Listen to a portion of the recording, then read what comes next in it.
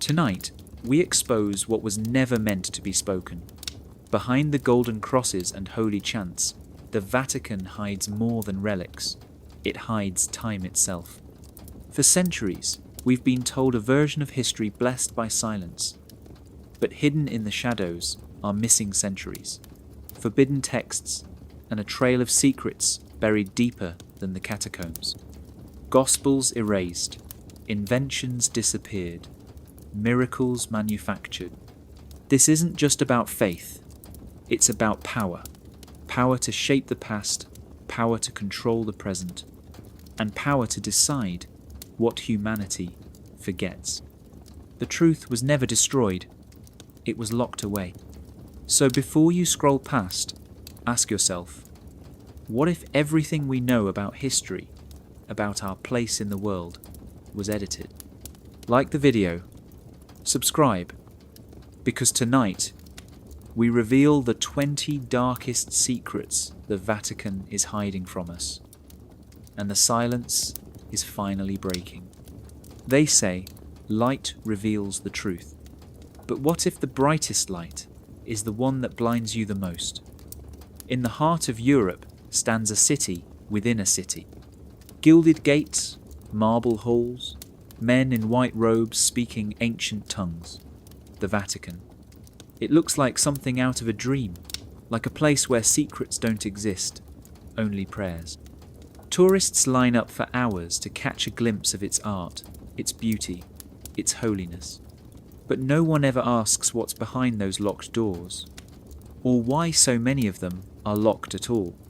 For centuries, the Vatican has been seen as the spiritual heart of the world, a place of peace, a symbol of God's love on earth.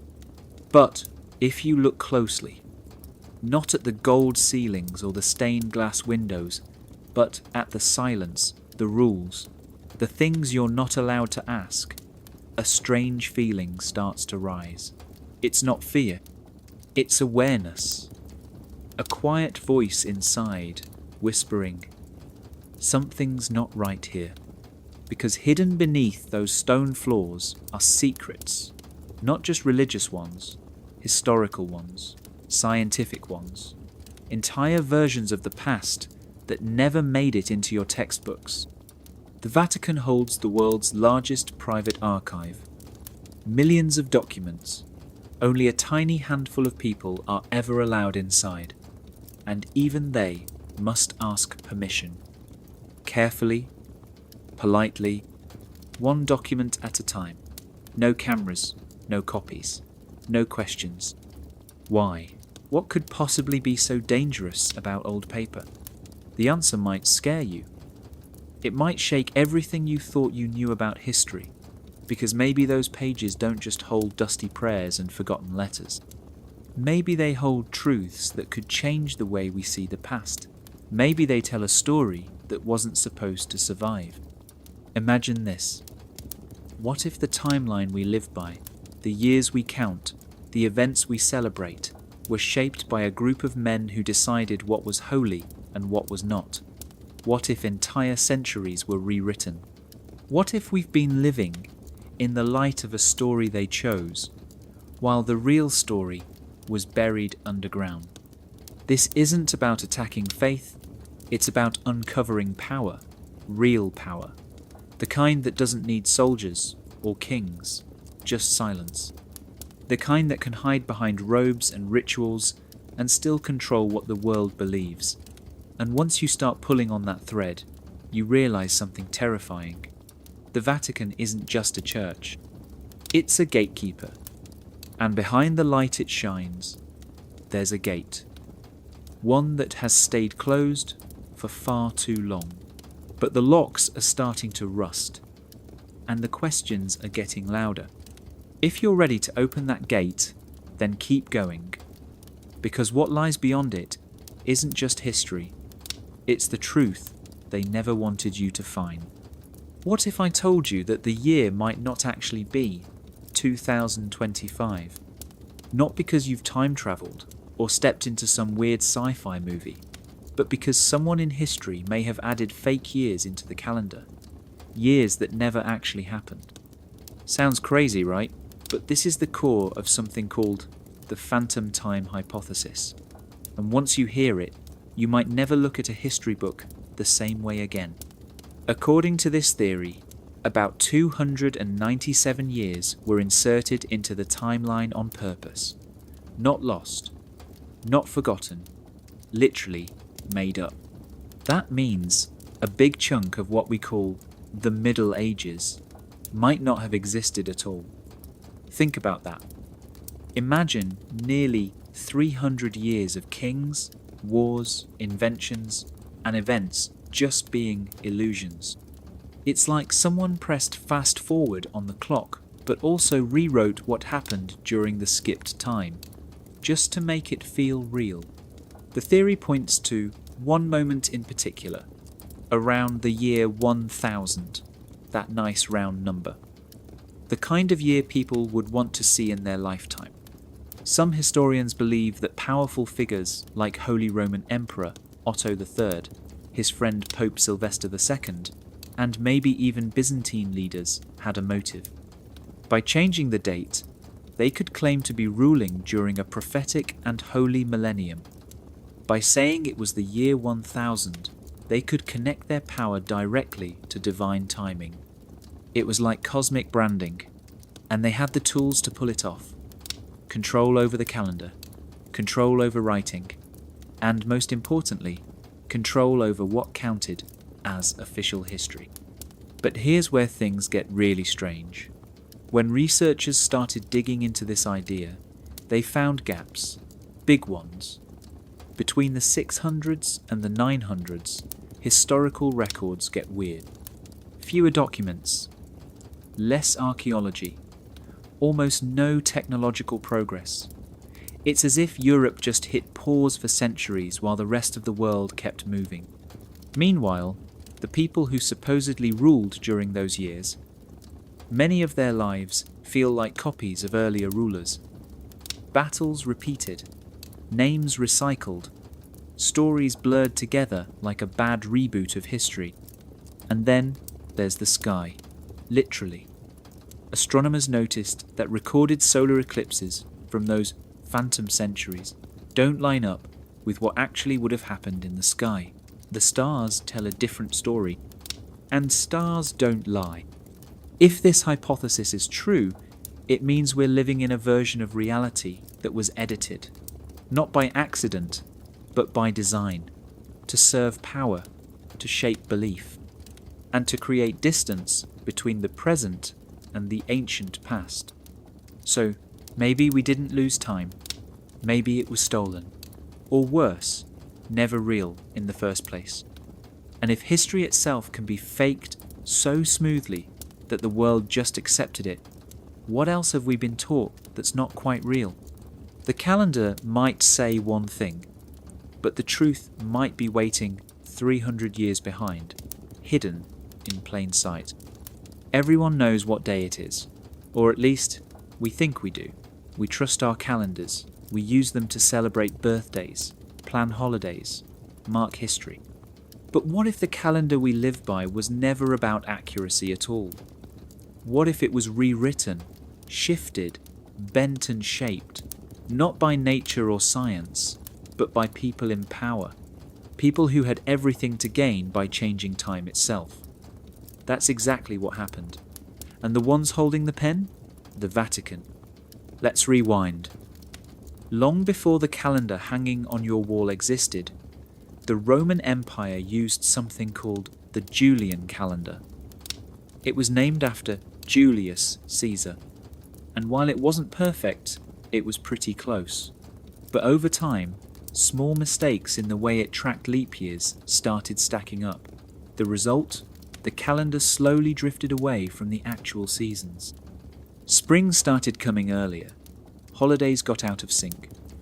By the 1500s, everything was off by about 10 days. Now this might not sound like a big deal, but to the church, it was a crisis. The timing of Easter, one of the holiest events in Christianity, was tied to the spring equinox. And suddenly it was happening on the wrong day. That couldn't be allowed. So in 1582, Pope Gregory XIII introduced a new system, the Gregorian Calendar.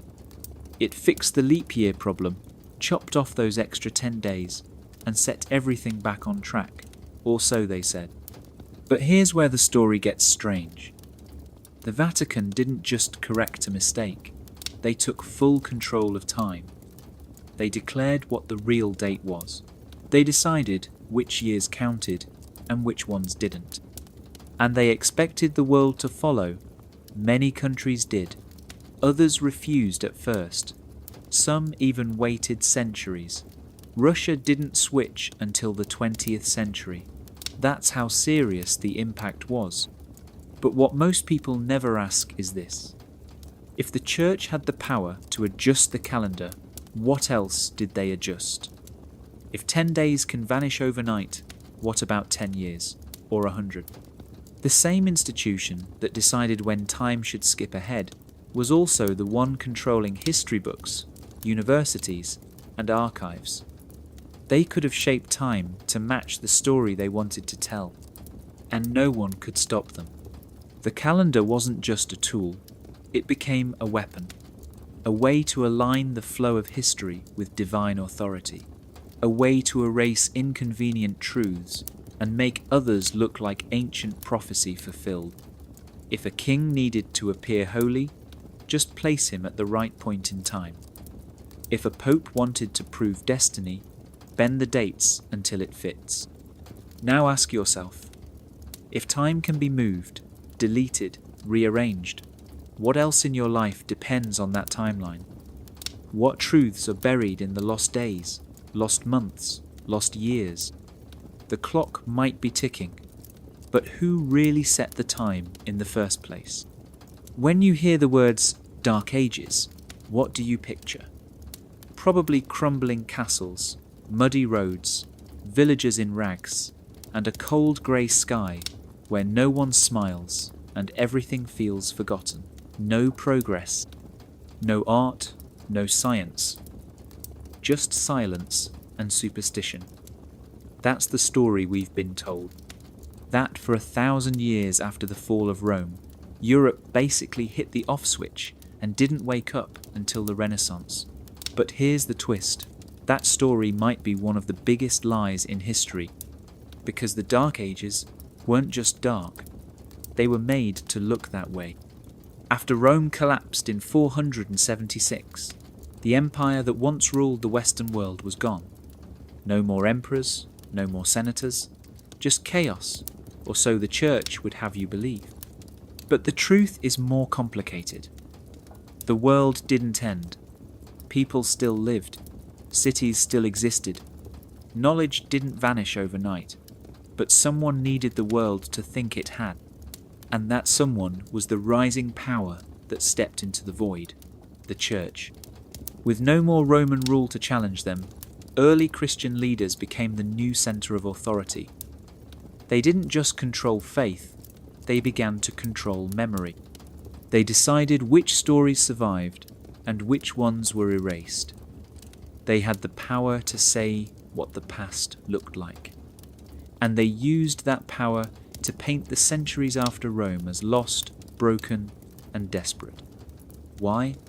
Because if people believed they were living in an age of ignorance and confusion, they would naturally turn to the Church for answers, for light, for hope, and more importantly, they wouldn't ask questions. So entire schools of thought were buried. Ancient texts that didn't support religious doctrine were burned or locked away. Scientists and philosophers who thought too freely were silenced or worse.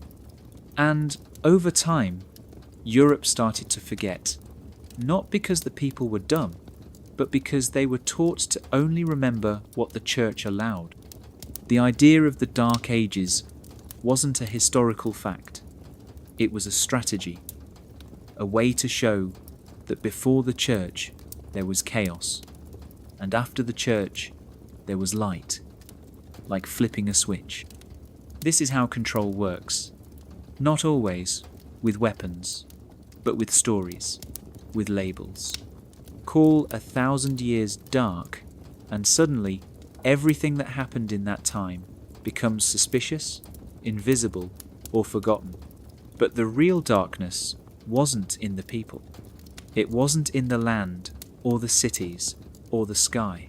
It was in the silence. The silence forced onto a whole civilization by those who wanted to own the narrative. So maybe it's time to ask the real question. Were the Dark Ages truly dark? Or did someone just turn off the light and tell everyone to stop looking?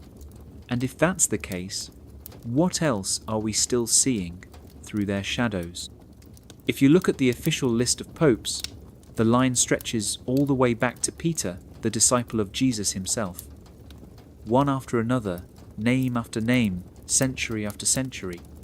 It's presented like an unbroken chain of holy men chosen by God to lead the church.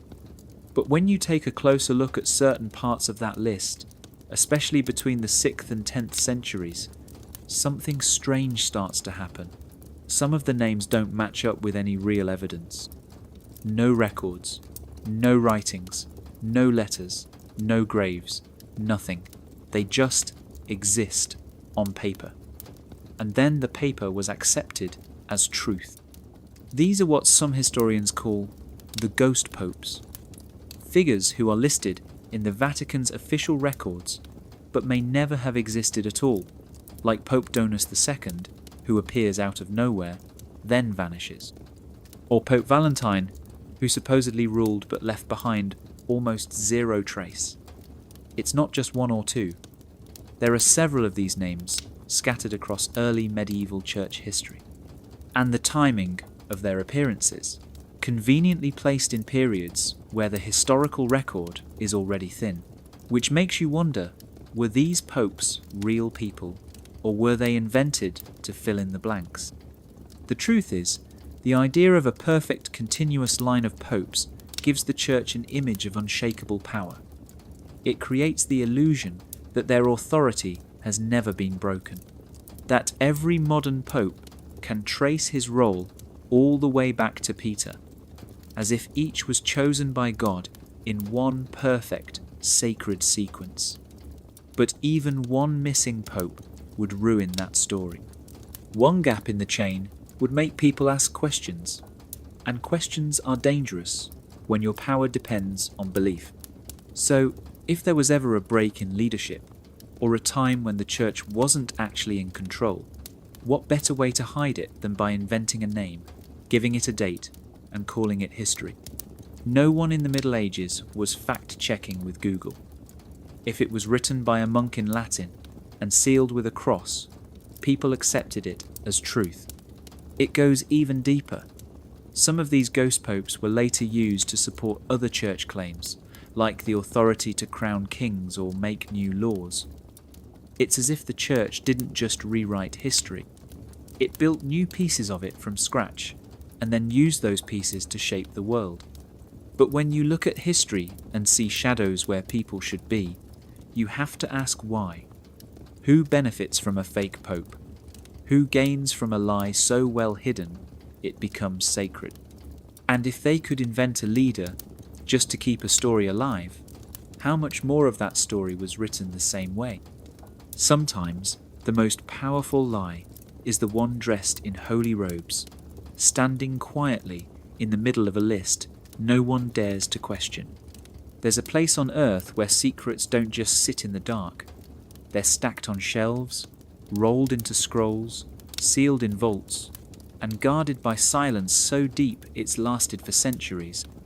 That place is the Vatican Secret Archive. And it's not a legend or some exaggerated rumour. It's real. Hidden inside the heart of Vatican City, behind massive stone walls and layers of security, lies what might be the most mysterious library in the world. And here's the part no one talks about. It's huge. Over 50 miles of shelving. That's enough to stretch across an entire city and keep going. Inside those shelves are over 1 million documents, not digital files or scanned papers, actual manuscripts, handwritten letters, ancient maps, coded books, lost languages. Some are over 1,000 years old, Some are so fragile only a few people have ever touched them, and some are so secret that even most cardinals and priests aren't allowed to see them. So what's in there?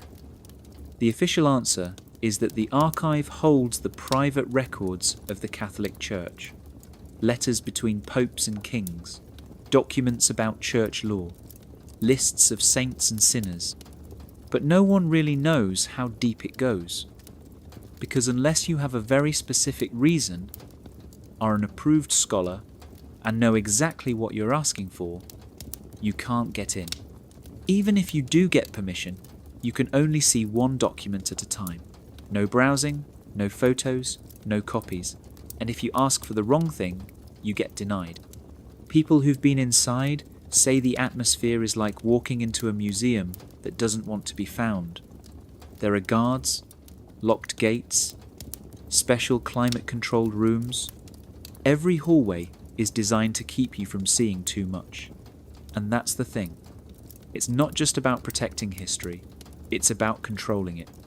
Because when you hold that much information in one place, and only allow certain pieces to escape, you get to decide what the world remembers. There are rumours of texts in the archive that would rewrite what we know about science, history, religion, and even human origins. Books banned centuries ago for being too dangerous. Blueprints of machines that shouldn't have existed. Descriptions of events that don't match official timelines. Stories that were buried instead of burned, saved only so they could never be shared. And the Church's defence? They call it private, not secret. They say the word secretum doesn't mean hidden, it just means reserved.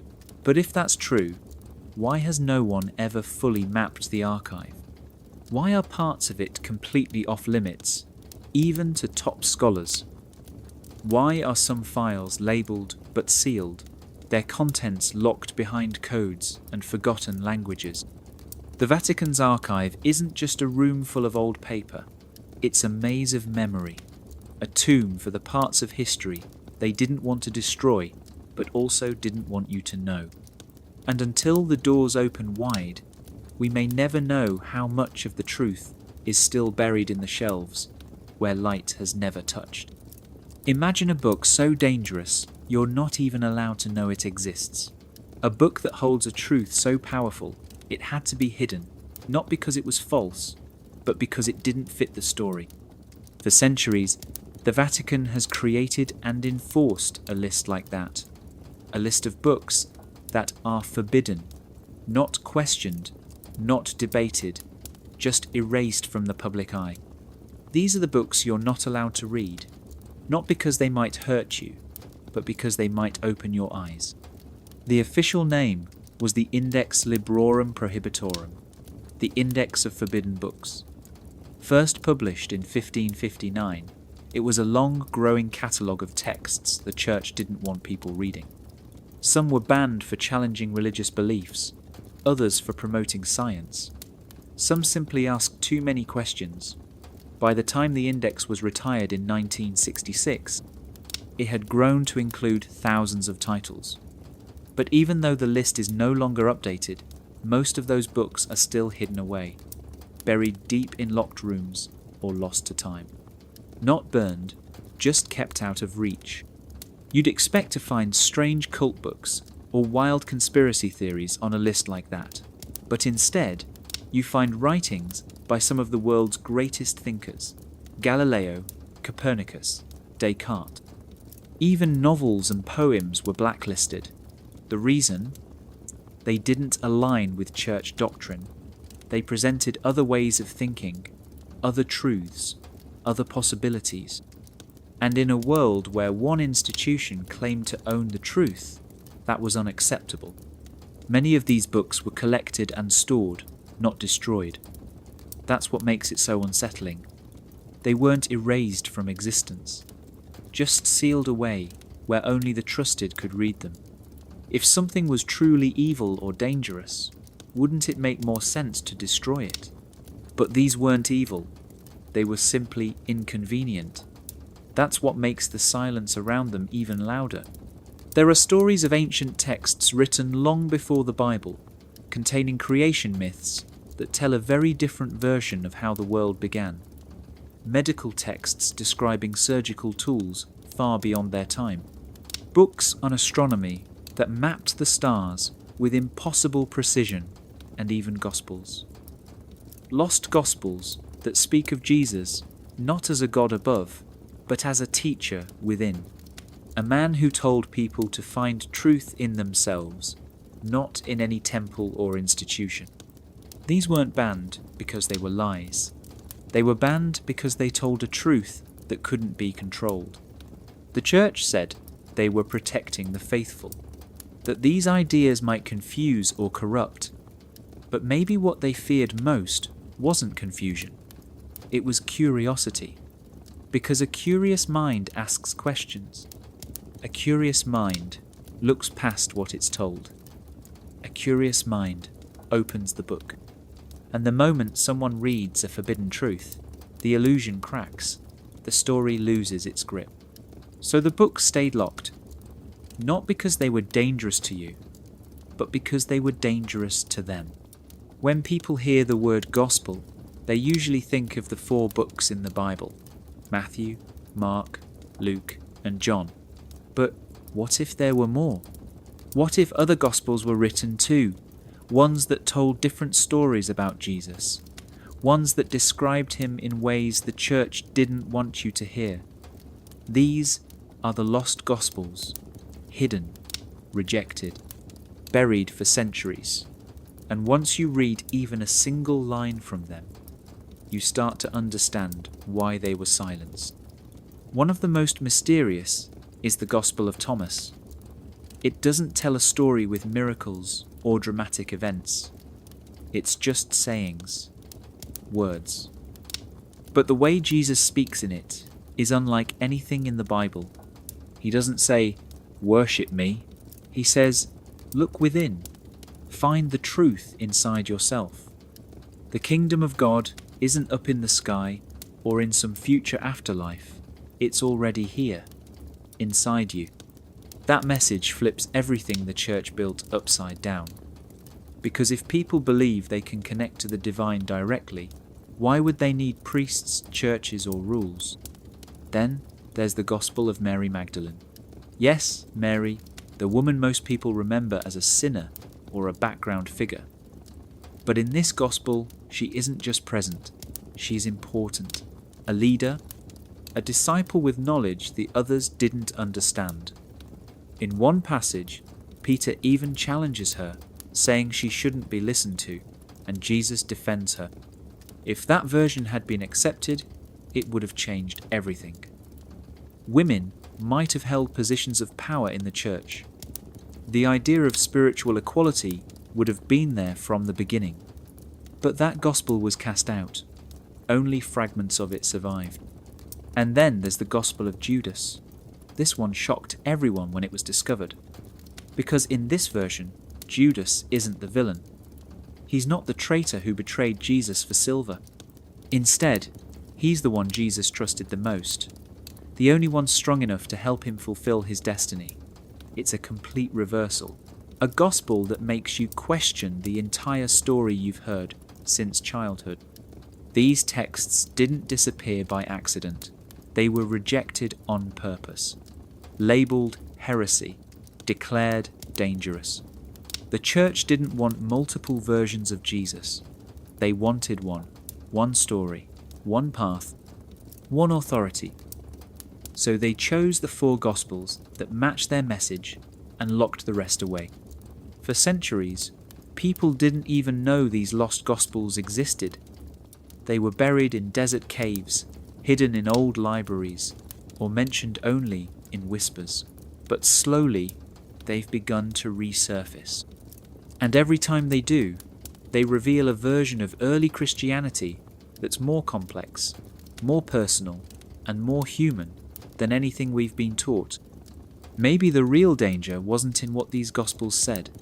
Maybe the danger was that they gave people the power to think for themselves. And for some, that was the one truth too risky to be shared. Walk through the ruins of ancient Rome or Greece and you'll see it. Evidence of a world that once knew how to build like magic. Aqueducts that moved water across entire cities without electricity. Gears and levers that powered machines long before the word technology even existed. Surgical tools that wouldn't look out of place in a modern hospital, and then suddenly, it's all gone, vanished. Europe forgets. The machines stop turning. The knowledge disappears. For almost 1,000 years, nothing new is invented. At least, that's what we're told. But how does a civilization just forget how to build a road? How does it forget how to heal a wound or track the stars? The truth is, it didn't. It was made to forget, on purpose. During the so-called Dark Ages, the Catholic Church became the dominant force in Europe, and they weren't just interested in saving souls. They wanted to shape minds. That meant deciding what kind of knowledge was allowed and what wasn't. If a tool, a theory, or an invention didn't serve their spiritual narrative, it was labelled dangerous, or worse, heretical. And just like that, it vanished from history.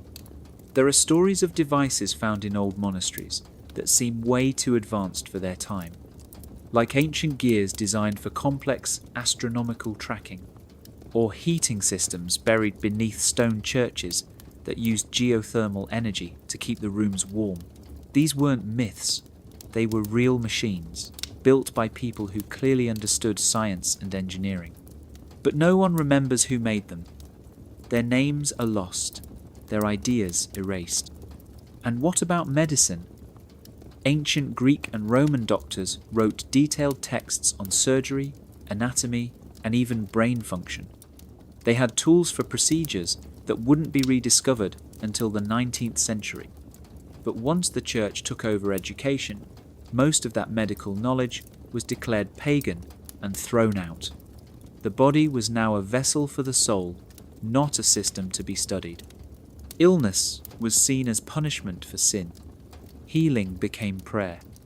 And real science got locked away behind monastery walls. Even inventions from outside Europe were ignored or suppressed. The Islamic world, during the same period, was booming with innovation: algebra, chemistry, navigation, medicine. But in Europe, the door stayed closed. It's not that the inventions never existed, it's that someone made sure they didn't spread. What's worse is that when some of these ideas finally reappeared centuries later, they were treated like brand new discoveries. But they weren't. They were memories coming back to life, pieces of truth crawling out from the darkness. So ask yourself this: if people back then had the knowledge, the tools, and the skill to shape the future, why didn't they? Maybe they did. Maybe the future was already starting to be built, and maybe someone didn't like the direction it was heading. Because knowledge isn't always lost. Sometimes it's hidden, and the scariest part is realizing who decided to hide it in the first place. Not all thefts happen with swords. Some happen with silence and robes and the promise to protect. For centuries, the Church presented itself as the guardian of knowledge, the keepers of truth, and to many people it looked like a noble mission. Saving scrolls from fire, collecting books from fallen empires, preserving ancient wisdom from a chaotic world. But what if that mission wasn't about saving knowledge for the world? What if it was about collecting it, hiding it, and never letting it see the light again? From the fall of the Roman Empire to the rise of modern Europe, the Church was everywhere. Monks were sent across countries, not just to spread religion, but to visit crumbling libraries, old temples and ancient schools. They would arrive quietly, often welcomed, and with them came promises. That the old books and manuscripts would be taken to monasteries for safekeeping, that they would be copied, studied, protected from war and time. But most of those books were never seen again. And the few that were returned, cleaned up, edited, rewritten. Across Europe, entire libraries vanished. In Alexandria, in Constantinople, in Spain, and parts of the Middle East, as Christian influence grew, older knowledge shrank.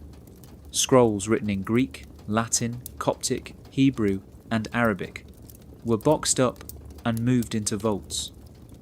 Some went straight to the Vatican, others into the private archives of monasteries so remote no one even knew they existed. Over time, the shelves of these ancient knowledge centres emptied, and the memory of what had once filled them began to fade. And this wasn't just about preserving religious texts. This was about taking everything: astronomy, philosophy, mathematics, medicine, engineering, entire bodies of work from cultures across the world, not burned, not shared, just quietly taken, locked away, and rebranded as forgotten history. There are accounts of entire monastic orders focused solely on manuscript collection. Men who travelled by foot from village to village, castle to castle, temple to temple, seeking books like treasure. And once a manuscript was taken for preservation, no one dared to ask for it back, because to challenge the church was to risk being labelled a heretic. And in that time, being a heretic didn't just mean being wrong. It meant disappearing. Even now, many of those texts are still hidden, stored in archives that are nearly impossible to access. Some are listed but sealed. Others are simply unlisted, like they never existed at all. But scattered stories still surface, of ancient maps tucked in dusty drawers, of medical handbooks written in forgotten languages, of entire histories that contradict what we were taught. The Church didn't need to destroy the past to control it. They only had to take it quietly, systematically, and then never return it. So when people say we lost knowledge during the Dark Ages, maybe that's not true. Maybe it wasn't lost. Maybe it was taken. And maybe it's still there, just waiting for someone brave enough to ask for it back. Christianity is often described as something brand new, a divine message dropped straight from heaven into the world, pure, original, separate from everything that came before it. That's the story most people are told. But when you look a little closer at its symbols, its holidays, its teachings, and its structure, something strange begins to appear. Shadows of other religions, echoes of older beliefs, traces of forgotten gods and ancient wisdom that existed long before Jesus ever walked the earth. It turns out the early church didn't build its foundation on empty ground. It built on top of something that was already there. Take the story of the virgin birth, a divine child born to a mortal woman. That idea wasn't new. It had already existed in ancient Egyptian mythology with Horus, in Greek stories with Dionysus, even in Persian legends about Mithras. The image of a saviour born under a special star to bring light to the world was already part of multiple cultures before the Bible was written. What about December 25, the day most Christians celebrate the birth of Jesus? The Bible never says that's his birthday, not once, but it was the date of a Roman festival called Saturnalia, a celebration of light, returning after the darkest days of winter. The church didn't want to erase that tradition, so they repackaged it, gave it a new name, and called it holy. The cross, now seen as the ultimate Christian symbol, was used by ancient cultures as a sacred shape long before it became a tool of execution. It represented the four directions, the meeting of heaven and earth. It was carved into stones and painted on temples. The fish symbol used by early Christians, that too had pagan roots connected to fertility goddesses and water deities. Even many teachings of Jesus sound familiar if you study Buddhism or Hinduism. Love your enemy, let go of attachment, seek the kingdom within. These ideas weren't stolen, but they weren't isolated either. They flowed through human civilization for centuries, shared, evolved, passed from east to west. But as Christianity grew in power, especially through the Vatican, it became important to create a clean origin story, one that didn't include pagan gods or Eastern wisdom. So the older connections were slowly erased, or called evil. Pagan became a dirty word. Anything not officially Christian was declared heresy, and the past that helped shape the church was buried. But history doesn't stay buried forever. Artifacts, texts, temples, they all speak when we learn to listen, and they tell us that the birth of Christianity was not a single spark in the dark. It was a flame passed down through many hands, some Egyptian, some Greek, some Persian, some Indian. The truth doesn't make the message less powerful, it makes it more human. And maybe that's what some feared the most, that people would realize the story wasn't owned by any one group. It belonged to all of us, because it came from all of us, and maybe it still does.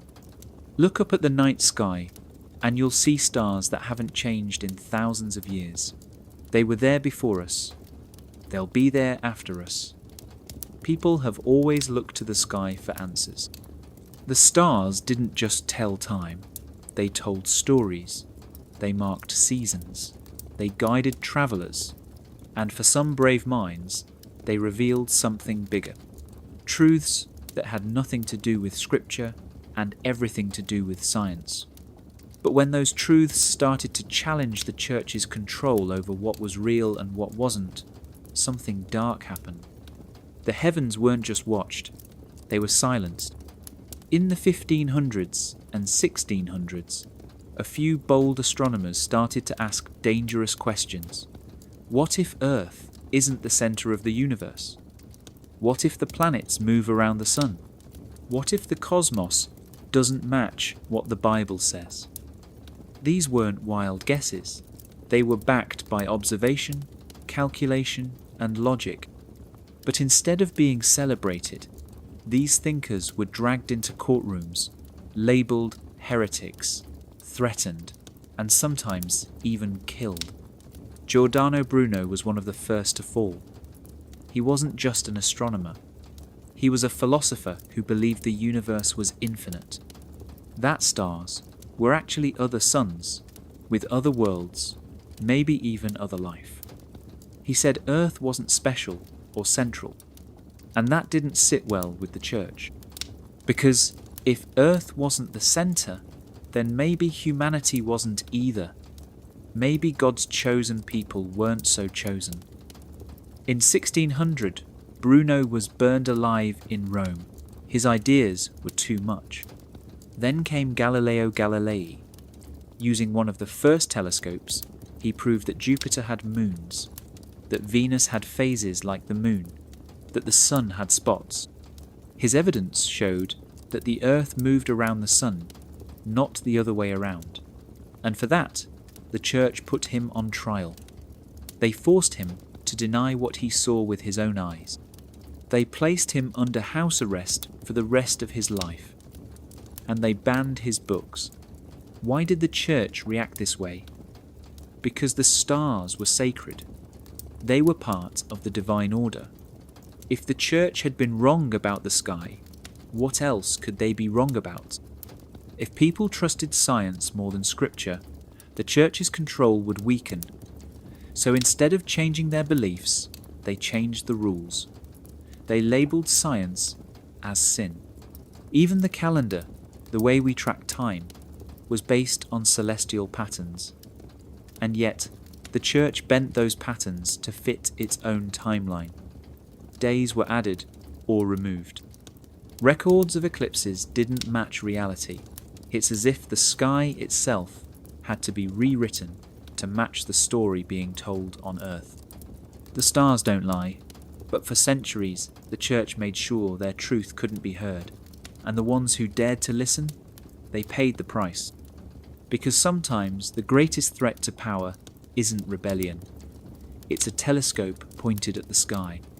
Imagine this. You're standing in a field, the sky is clear, the sun's shining, and then suddenly darkness sweeps across the land. Animals go quiet. People stop moving. And for a few minutes, it's like the world forgets how to breathe. That's the power of a total solar eclipse. It's rare, unforgettable, and most importantly, predictable. Scientists can calculate exactly when and where an eclipse happened in the past. They can even predict ones thousands of years into the future. The sky keeps perfect records, which makes it the ultimate lie detector. And when it comes to history, that's a big problem for anyone who's tried to rewrite it. There's a strange ripple in the timeline of recorded eclipses that just doesn't add up. Astronomers have looked through old texts and official records, especially those kept by the Church, and found something strange. Some eclipses that were supposed to be recorded simply weren't. Others were claimed to have happened on days when the sky should have been clear, and a few that definitely happened, visible across massive parts of Europe or the Middle East, somehow left behind no historical trace at all. Like they didn't happen, but they did. So the question is, why would anyone mess with eclipse records? To understand that, you have to remember what an eclipse meant to ancient people. It wasn't just a science thing, it was a sign from the heavens, a message. Kings and priests used them to mark important events, to prove prophecies, to start wars, or to end them. If you could predict an eclipse, you looked like you had divine power. If you could control when they appeared in the story, you could rewrite history itself. That's what makes the missing eclipse in 840 AD so interesting. According to real astronomical data, a total solar eclipse should have passed over Europe, but there's no mention of it in church records or royal chronicles. Not a word. This wasn't a small glitch in the sky. It would have been impossible to miss. Yet somehow, everyone officially forgot. Or were they told to forget? Now tie this into the phantom time hypothesis, the idea that 297 years were added to the calendar to make the year 1000 line up with church prophecy. If that theory's true, then a lot of natural events like eclipses would suddenly be out of sync. And that's exactly what we're seeing. The sky says one thing, the records say another. The Church had every reason to protect its version of history, changing dates, editing events, even erasing a solar eclipse if it didn't fit the narrative. Because if people started trusting the stars more than the scriptures, the illusion would crack. An eclipse doesn't lie. It leaves a mark across the earth that can be traced forever. So when history says something happened, but the sky says it didn't, maybe it's not the stars that are wrong. Maybe it's the story we've been told to believe. There was a time when asking questions could get you killed, not because the questions were evil, but because they were powerful. Simple questions like how does the earth move, or what's at the center of the universe, or how does the human body really work? Questions that today we take for granted. But during the rule of the medieval church, curiosity wasn't just discouraged, it was treated like a crime against God. It became a sin. At first glance, it doesn't make sense. How could wanting to understand the world be seen as wrong? Isn't truth something people should want to find? But the church didn't see it that way. For them, truth was already written, sealed in scripture, delivered by God and guarded by priests. Anything outside of that truth was dangerous, because it meant people could start thinking for themselves. And if people could think for themselves, they might start to see cracks in the story they were being told. That's why scientific thought was slowly pushed into the shadows. Thinkers who asked too many questions were labelled heretics. Some were exiled, others imprisoned, a few were tortured, and some were burned at the stake. Their books were banned, their names erased, and their ideas locked away where no one could reach them. This wasn't about protecting faith, it was about protecting power. Because real science doesn't stop, it keeps digging, it challenges old beliefs, it rewrites what's possible. And that kind of thinking was a threat to a system built on control. So the Church flipped the narrative. Instead of encouraging discovery, they warned against it. Curiosity became pride. Pride became sin. And sin meant punishment. Schools were forced to teach only what the Church approved. Anything else was seen as opening the door to doubt, and doubt was treated like a disease. Students learned to repeat, not to explore. Priests became the only ones allowed to speak about the natural world, and anyone who said otherwise was silenced. But even in the darkest times, curiosity didn't die. It just went underground. Scientists met in secret. Books were copied by hand and passed from one trusted friend to another. Ideas travelled in coded language. And slowly, the truth started to rise again. Because you can't cage the human mind forever. By the time the Renaissance arrived, the Church could no longer stop the flood of knowledge, but the damage had already been done. Generations were raised to fear their own questions. Entire centuries passed in silence, and the message was clear. Don't ask, don't doubt, just believe. But here's the thing. Curiosity is not a sin. It's a spark. The same spark that built the pyramids, sailed across oceans, and sent rockets into space. It's what makes us human. So when they tried to kill curiosity, they weren't just attacking science, they were attacking freedom. And maybe the most powerful question we can ask now is the one they feared the most back then. What else were we never allowed to discover? We've all heard of the Renaissance, the Great Rebirth, the age when art exploded, science came alive, and Europe seemed to wake up from a long, dark sleep. It's the time of Da Vinci, Michelangelo, Galileo, and the printing press. A golden age of discovery. But what if it wasn't a discovery at all? What if most of what we call the Renaissance wasn't new, but very old? And what if the Church didn't create it, but quietly allowed it to happen, only when they were ready? That's the twist most history books leave out. The Renaissance wasn't some magical awakening. It was more like a controlled release, a slow unlocking of knowledge that had been hidden away for centuries. And the ones holding the keys? The Vatican. Remember those 50 miles of secret archives? The ones full of ancient texts, lost blueprints, banned ideas? Many of those treasures didn't just sit there. They were selectively reintroduced to the world. Piece by piece, idea by idea, but only under the Church's terms, only when it could manage the message and stay in control of the narrative. Take ancient Greek and Roman writings, for example.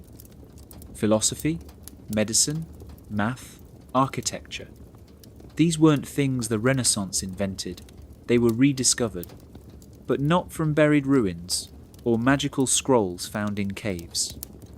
Many had been kept quietly in monasteries and church libraries all along. Preserved in Latin, copied by monks, guarded like sacred relics. And when the time came, they were handed back out. Not to everyone, just to the right people. Artists began using geometry and anatomy that had been known by the ancients. Scientists started re-exploring ideas of motion, gravity, astronomy, and scholars began studying Plato, Aristotle, and Pythagoras, like they were brand new. But none of it was new. It had just been hidden, tucked away behind locked doors, while the world was told to forget. So why release it at all? Because the church saw the winds changing, trade was expanding, cities were growing, curiosity was rising, and they couldn't hold the dam forever. So instead of waiting for the flood, they opened the gates on their own terms. They allowed the Renaissance to bloom, but only in a way that kept them in the centre. They sponsored artists, funded scientists, built cathedrals filled with coded messages. It looked like freedom, but it was still a performance. Even the name Renaissance tells you what they wanted you to believe: that the world had been reborn, that Europe had risen from darkness. But the real story is this: the light had always been there. It was just hidden behind walls. The Renaissance wasn't a beginning, it was a reveal, a calculated reveal. So next time you see a painting by Raphael or a sketch by Da Vinci, remember this: the genius is real, the art is beautiful, but the knowledge behind it may have been centuries old, and someone decided when the world was finally allowed to see it. Leonardo da Vinci is called a genius for a reason. He painted the Mona Lisa, drew designs for helicopters centuries before flight, mapped human anatomy like a modern doctor, and left behind pages filled with inventions nobody had ever seen before. Or so we're told. But what if some of those ideas weren't actually his? What if Leonardo wasn't just creating from imagination, but remembering something the world was supposed to forget? And what if he had access to knowledge hidden deep inside the walls of the Vatican?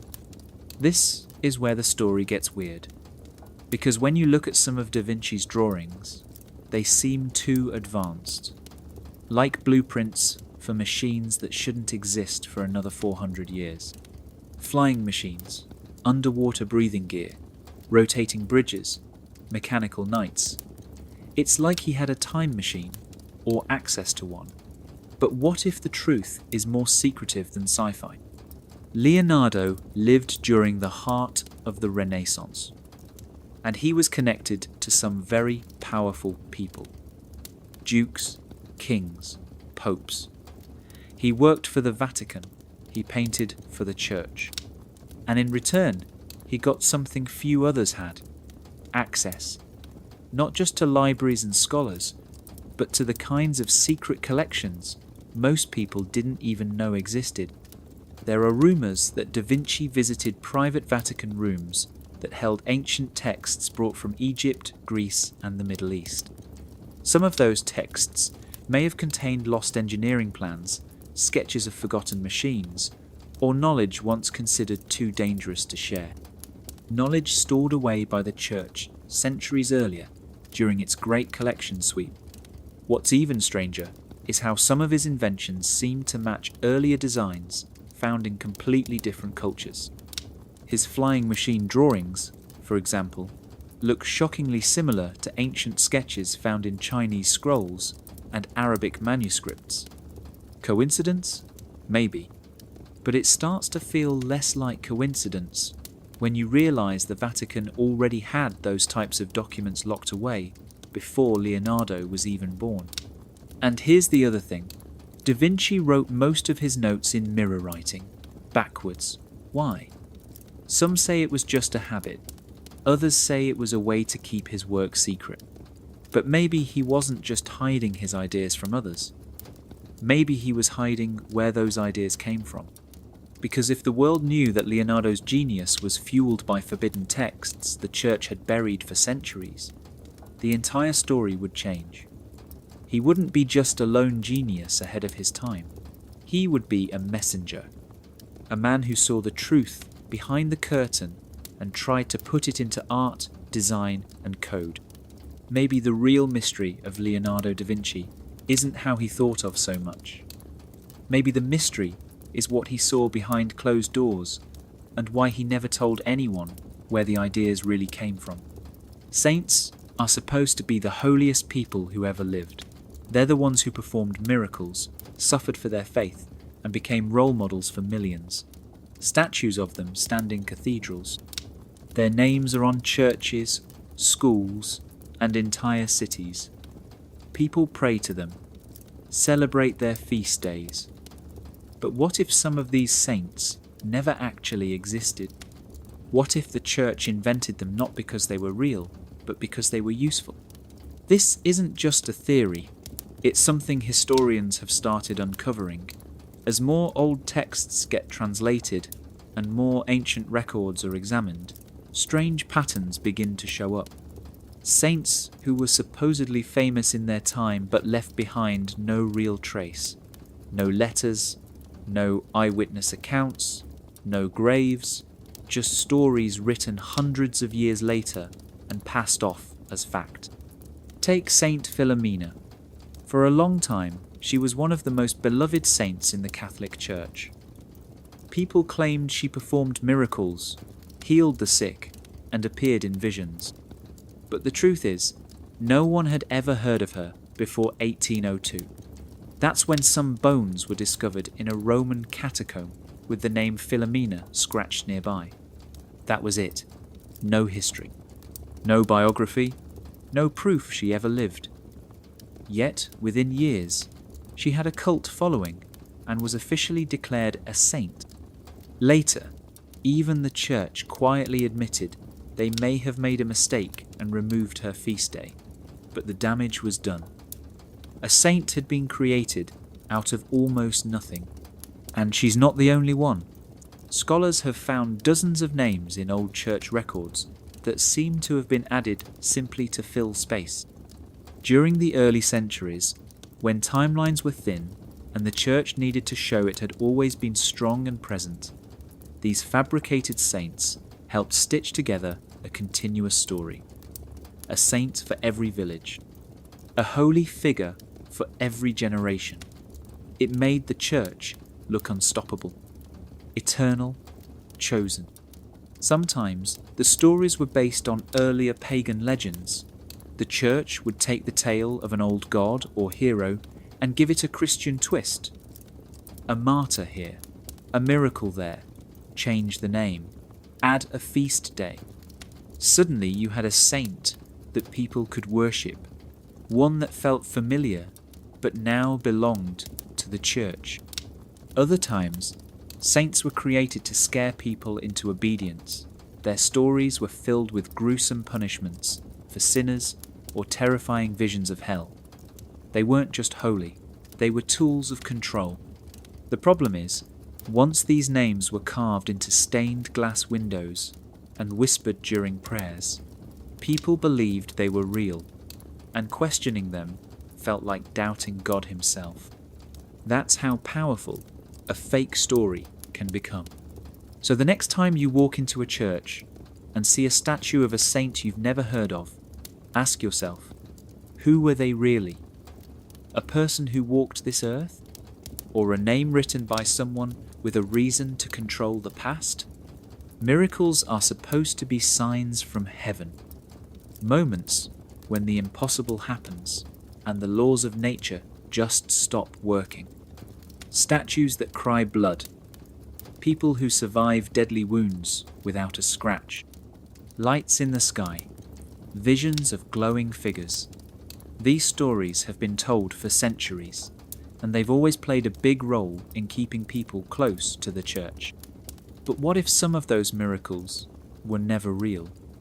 What if they were staged, exaggerated, or completely made up to cover up real explanations the church didn't want people to know? Let's be real. Back in the day, most people didn't have science books or Google. They relied on what priests told them. If something strange happened, and the church said it was a miracle, you believed it. You didn't ask questions. You didn't look for clues. Because the miracle wasn't just about the event, it was a message, a reminder that God was watching, and that the church was his chosen voice on earth. One famous case is the miracle of the sun in Fatima, Portugal in 1917. Thousands of people claimed they saw the sun dance in the sky. Some said it changed colours. Others said it flew toward the earth. But here's the thing. Astronomers in the area reported nothing unusual that day. The sun didn't move. There were no strange readings. And still, the story became one of the most promoted miracles in modern history. Some believe it was mass suggestion. Others think it was an illusion caused by staring at the sun too long. But once the church declared it a miracle, the science didn't matter. The story became sacred. It gets even weirder with statues that bleed or cry. In some cases, hidden tubes were found. In others, the tears were tested and turned out to be pig's blood or salty water. But by the time the truth came out, the damage had already been done. People had travelled for miles, prayed, donated money, changed their lives, and the church didn't always correct the record. Sometimes they just stayed quiet and let the myth grow. Why would they do that? Because miracles make people listen. They bring in crowds. They inspire fear and loyalty. They create legends. And legends are powerful. There's also the fact that natural explanations can feel disappointing. If someone suddenly walks again after being paralyzed, it feels better to call it divine than to say it was a rare medical event. If a light appears in the sky, it's more exciting to think it's a sign from heaven than to admit it was lightning or a meteor. But the problem with manufactured miracles is that they're built on silence. They require people not to ask, not to test, not to doubt. And that's how the truth gets buried. Because maybe the real miracle isn't when the laws of nature break. Maybe it's when someone finally dares to look behind the curtain and say, this doesn't add up. And once you see that, you can't unsee it. Beneath the cathedrals and behind the thrones, far from the eyes of priests and kings, something kept burning, a different kind of light, a flame that didn't belong to the church or the state. It was passed from hand to hand, generation to generation, hidden in plain sight. Symbols carved in stone, patterns in artwork, messages in music and architecture. While the Vatican worked to lock knowledge away, certain groups were working just as hard to keep it alive. They didn't shout their truths, they whispered them. That's why they were called secret societies. And among the most famous were the Freemasons and the Rosicrucians. These weren't just clubs for old men in robes. They were networks of thinkers, builders, scientists, and mystics who believed that truth belonged to everyone, not just to those in power. They believed in studying the stars, understanding nature, and unlocking the secrets of the human mind. The exact things the church feared most. Because if people knew how powerful they really were, they wouldn't need to bow anymore. Freemasons are the ones most people have heard of. You see their symbols everywhere without even knowing it. The square and compass, the all-seeing eye, numbers and geometry hidden in architecture. They were originally stonemasons who built the great cathedrals of Europe, but over time, their guild became a place where knowledge was shared in secret. Ancient texts, sacred geometry, codes passed down from Egypt, Greece, and beyond. They believed the universe followed patterns, and that by understanding those patterns, you could understand everything. But that kind of thinking was dangerous, so they kept it quiet. The Rosicrucians were even more mysterious. They claimed to hold ancient wisdom from the East, knowledge of alchemy, medicine, and spiritual transformation. They believed the human soul could evolve, and that hidden within every person was a spark of divine energy. They weren't trying to fight the church directly. They were just trying to protect what the church tried to erase.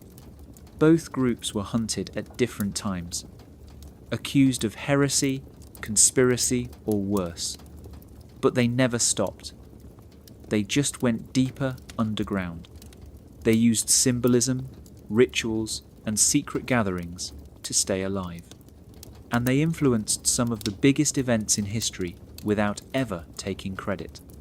What's wild is that some of the great minds of the Renaissance and Enlightenment were secretly connected to these groups. people like Isaac Newton, Leonardo da Vinci, and Francis Bacon. These weren't just scientists and artists, they were guardians of forgotten truths. The Church might have tried to erase the ancient flame of knowledge, but these secret societies carried it forward, like torches in a dark tunnel. Even today, their symbols are everywhere. On buildings, in dollar bills, in movies and music. The underground flame never went out. It just changed form. Because the truth has a way of surviving, even when it's buried, and the people who protect it don't always wear crowns or collars. Sometimes they just leave clues for the rest of us to find. Take a walk through any old European city and look closely, not just at the streets or the buildings, but at the way everything is placed, the shapes, the angles, the way the sunlight moves through certain spots at certain times of day. It might seem like beautiful design at first, just art, just architecture. But if you look deeper, you'll see something strange. Hidden patterns, symbols you've seen before but can't quite name, numbers that show up again and again. This wasn't random, it was Masonic, and it was a quiet kind of rebellion. During the time when the Church ruled everything, from what people thought to how they dressed, some builders found a way to speak the truth without saying a word. They didn't write books or give speeches. They carved it in stone. Freemasons weren't just part of secret societies. Many of them were master builders, architects, craftsmen, and they were the ones designing the cathedrals, churches, and city layouts. But instead of following orders blindly, they slipped their own ideas into the blueprint. Messages the Church didn't catch, because they weren't written in words. They were written in math, in proportions, in sacred geometry. Gothic cathedrals are the best example. These buildings were supposed to glorify the Church, but look closer and you'll find the fingerprints of the Masons all over them. Triangles and circles arranged with perfect precision. Hidden symbols like the pentagram, the vesica piscis, and the golden ratio. Windows shaped not just for beauty, but to reflect ancient spiritual principles. Even the placement of doors and columns followed secret codes. It was like a silent language only the initiated could read. And it didn't stop with cathedrals. Entire cities were designed using the same ideas. Washington, D.C. is famous for it. Streets laid out in Masonic symbols. Government buildings built with ancient measurements. The layout of Paris, London, and Rome all hold these hidden signs. As if the cities themselves were trying to say something no one was supposed to hear. This was protest in disguise. The Masons believed in knowledge, freedom, and the power of the human spirit. But the Church believed in obedience, control, and divine authority.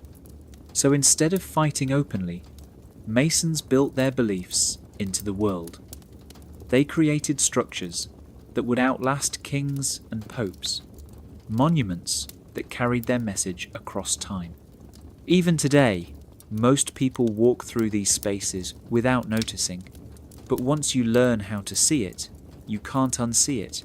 The angles, the alignments, the repetition of sacred numbers.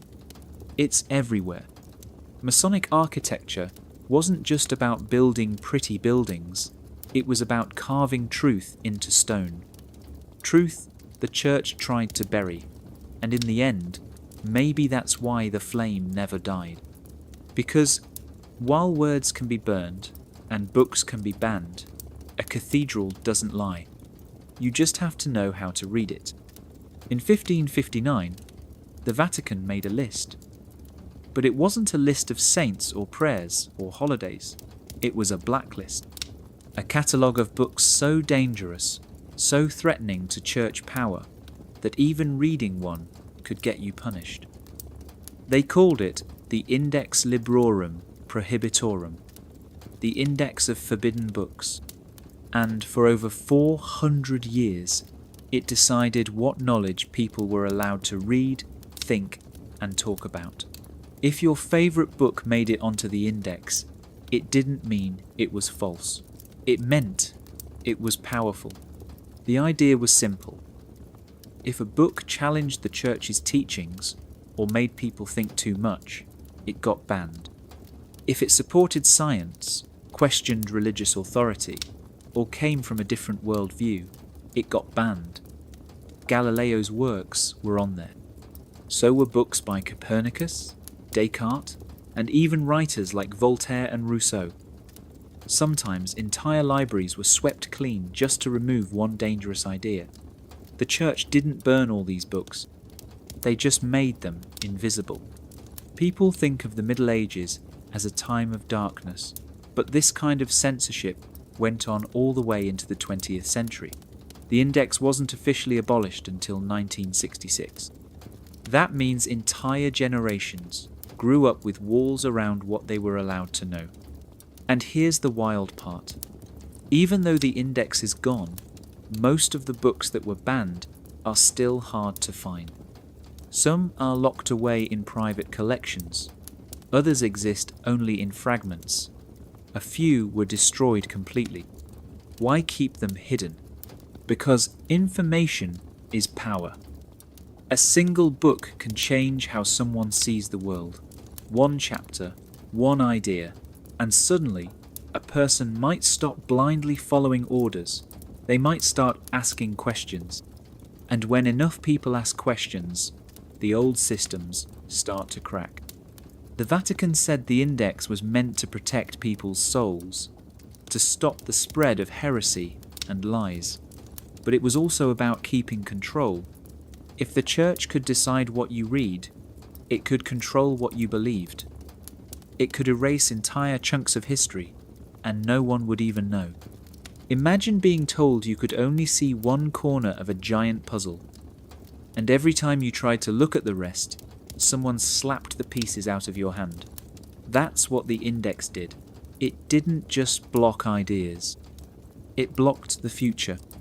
Some of the books banned by the church talked about ancient civilizations, lost technologies, hidden sciences, and spiritual paths outside of Christianity.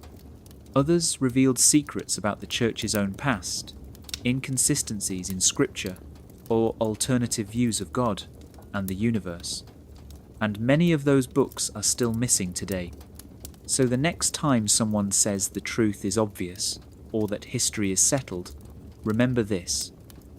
For centuries, the most powerful religious organization on earth made a list of what you weren't allowed to know. And the scariest part is, some of those books are still missing, still hidden, still dangerous. The church thought that burning a body would erase the mind, that if they could silence someone with fire or rope, the dangerous ideas would die with them. But history doesn't work that way. Some truths are too strong to stay buried, and the people who were killed for speaking them out loud, they didn't disappear. They became something else. Symbols, warnings, sparks, and their names are still whispered in books the church once tried to destroy. Giordano Bruno was one of those sparks. He wasn't just a scientist or philosopher. He was a rebel thinker who believed the universe had no edge, that stars were suns and other worlds circled them just like ours, that the earth wasn't special, that maybe we weren't the centre of anything. These were massive ideas for the 1500s, and the church hated all of them, because if Bruno was right, it meant the Bible wasn't the ultimate map of the universe. It meant the church didn't have all the answers. So they locked him up for years. They tortured him. And finally, they dragged him into a public square in Rome and burned him alive. Flames couldn't reach the stars he spoke about, but they were meant to scare the crowd into silence. Then there's Michael Servetus. He was a doctor, a scientist, a theologian. He studied blood circulation and challenged the way the Trinity was described in the Bible. That's right.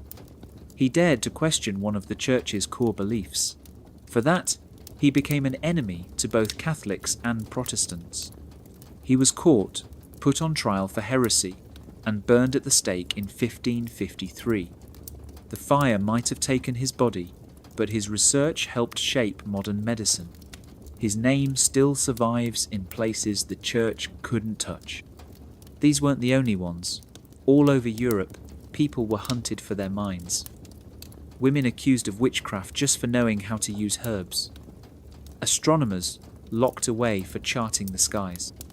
Writers exiled for printing thoughts that didn't line up with doctrine. The message was always the same: obey or disappear. But the strange thing is, none of it worked. The Church killed Bruno, but we still believe in galaxies. They killed Servetus, but we still study the human body. They tried to erase the spark, but it kept lighting fires in secret rooms, passed on in whispers and hidden texts. The executions were meant to end the conversation, but instead, they made people wonder, why was the Church so afraid of these ideas? What were they trying so hard to hide? That curiosity is what kept the truth alive. And every time someone looked at the stars, opened a banned book, or questioned the story they were told, that truth grew stronger. So maybe the executions changed nothing in the way the Church hoped. The flames didn't stop the future. They lit the way toward it. You'd think that in modern times, with the internet and freedom of speech and open universities, people wouldn't just vanish for asking questions, but they do. Not in the dramatic way it used to happen, with public burnings or trials for heresy. Now it's quieter. A researcher loses funding. A professor is suddenly fired. A journalist's name disappears from bylines. And sometimes they vanish completely. No final article, no last words, just silence. And one thing connects many of them: what they were digging into when everything started falling apart. The Vatican. There's this pattern you start to notice once you look close enough. People who start asking weird questions about historical records, ancient texts, or inconsistencies in church archives suddenly stop getting answers. And not just from the Church, from everyone. Other scholars stop responding. Universities distance themselves. It's like these people become invisible. One of the most talked about cases is a historian named Dr. Paolo Novelli. He was studying discrepancies in Vatican astronomical logs and medieval eclipse records. He publicly questioned why certain natural events, like solar eclipses, didn't line up with church timelines. His findings hinted that the calendar might have been manipulated more than we thought. After a few early papers and interviews, he suddenly disappeared from the academic world. His name was wiped from future conferences.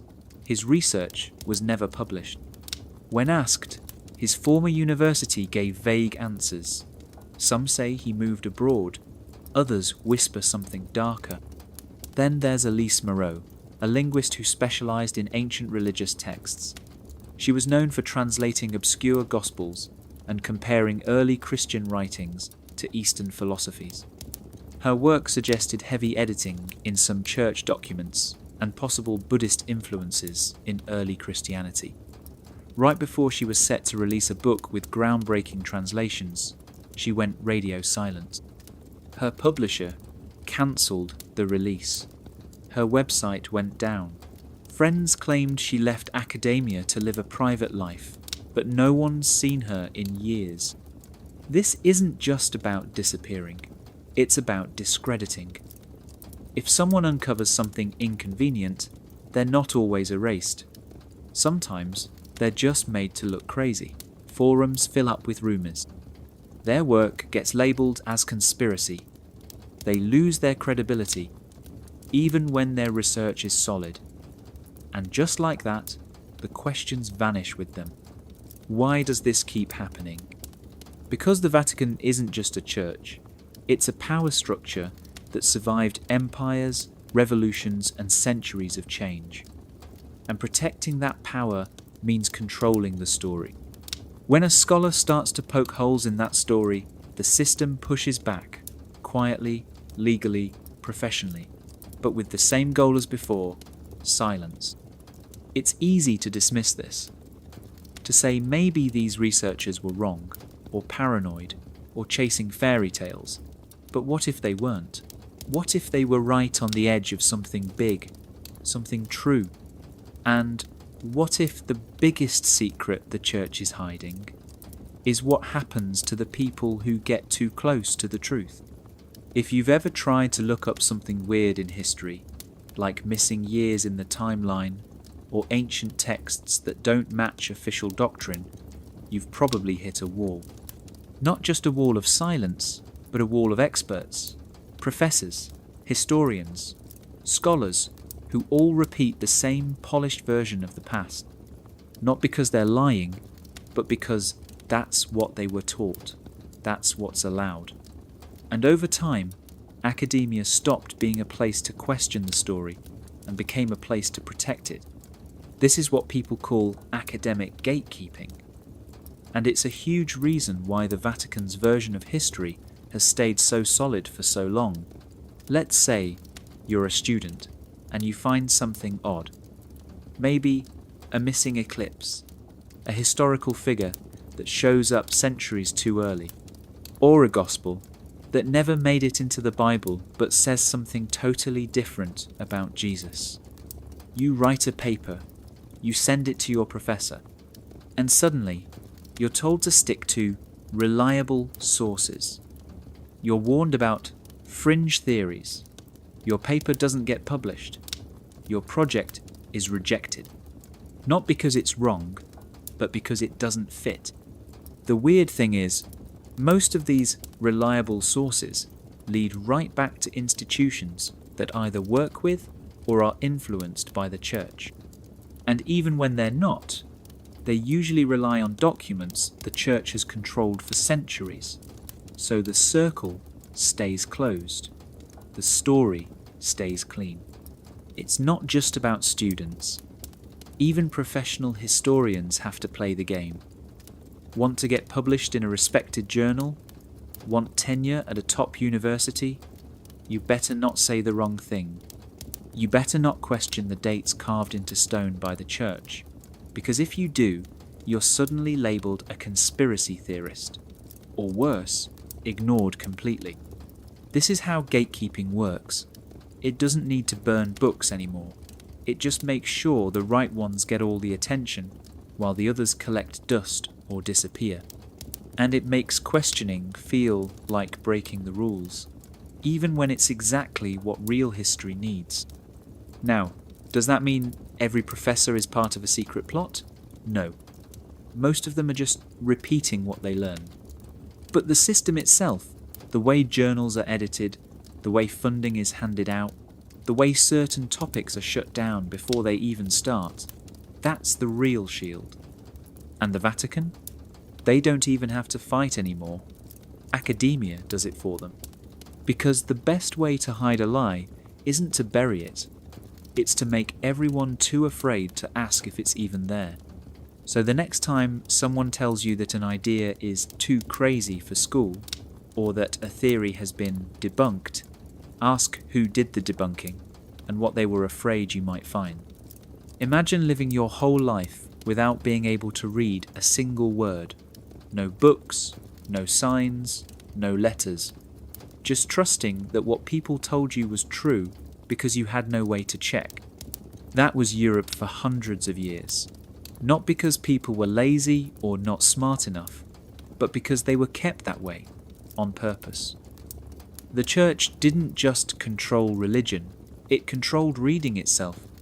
And by making sure most people stayed illiterate, it became the gatekeeper of every thought, every story, every truth. At first, reading and writing were only for monks and priests. Latin was the language of the church, and everything important was written in it. But regular people didn't speak Latin. So even if you somehow got your hands on a book, it would look like secret code. That's exactly how they wanted it. Because if you couldn't read the Bible yourself, you had to rely on a priest to tell you what it meant. If you couldn't read a law, you had to trust the rulers who enforced it. And if you couldn't read history, then history could be whatever they said it was. It wasn't just that people didn't learn to read, it was that they were discouraged from even trying. Schools were rare, and usually only for boys from rich or noble families. Even then, most of the learning was religious. Questions weren't encouraged. Memorization was. Think about that. A whole continent was raised to memorize, obey, and repeat, but not to understand. This wasn't accidental. The church knew that knowledge was power, and power only stays with those who can protect it. If a farmer learned to read, he might start asking why he was paying taxes to both the king and the church. If a merchant learned to write, he might expose unfair deals. If a young girl learned to read scripture, she might realize she didn't need a priest to speak to God. That kind of thinking was dangerous. When people finally did start pushing for literacy, like during the Reformation, the church panicked. The printing press made it possible to spread books fast and cheap. Suddenly, people were reading the Bible in their own language. They were comparing teachings. They were asking questions. And the church responded by banning books, burning printing houses, and calling it all heresy. But once the door to reading was opened, it couldn't be closed. Still, the damage had already been done. For centuries, an entire population had been mentally handcuffed. Not with chains, but with silence. Kept in the dark not by accident, but by design. Today, we scroll, we type, we read all the time. But back then, reading was rebellion. And keeping people illiterate was one of the strongest tools the church ever used. Because if you can't read the truth, you can't ever question the lie. Sin. It's a word that carries weight. Say it in the right tone, and it can shut down a whole conversation. It means you've done something wrong, that you're guilty, that you've offended God. But what if sin didn't always mean what we think it means now? What if the church changed its meaning over time, not just to guide people spiritually, but to control them, to make them feel scared for thinking too much, to make questions feel like crimes? In the early days, sin was about actions that caused real harm.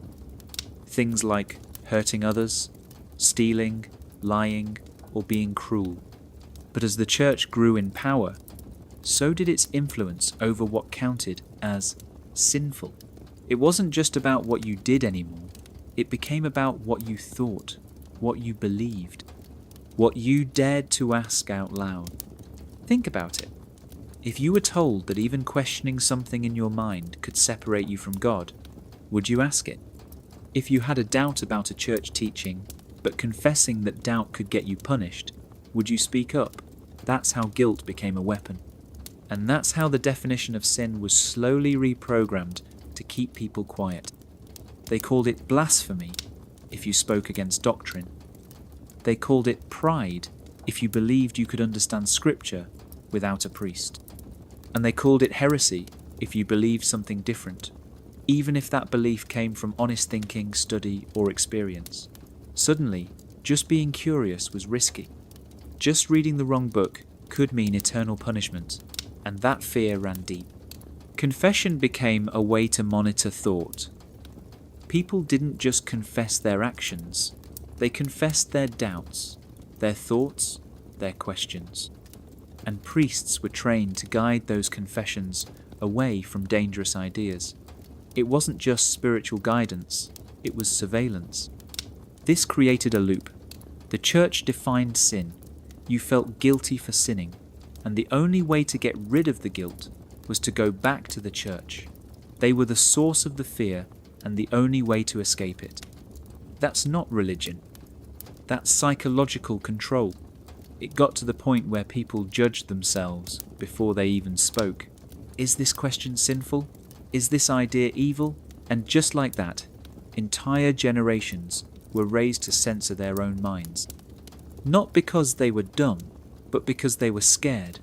Because they didn't want to be rejected by their families, their communities, or by God Himself. By redefining sin to include thought, the Church didn't just control behaviour, it controlled imagination.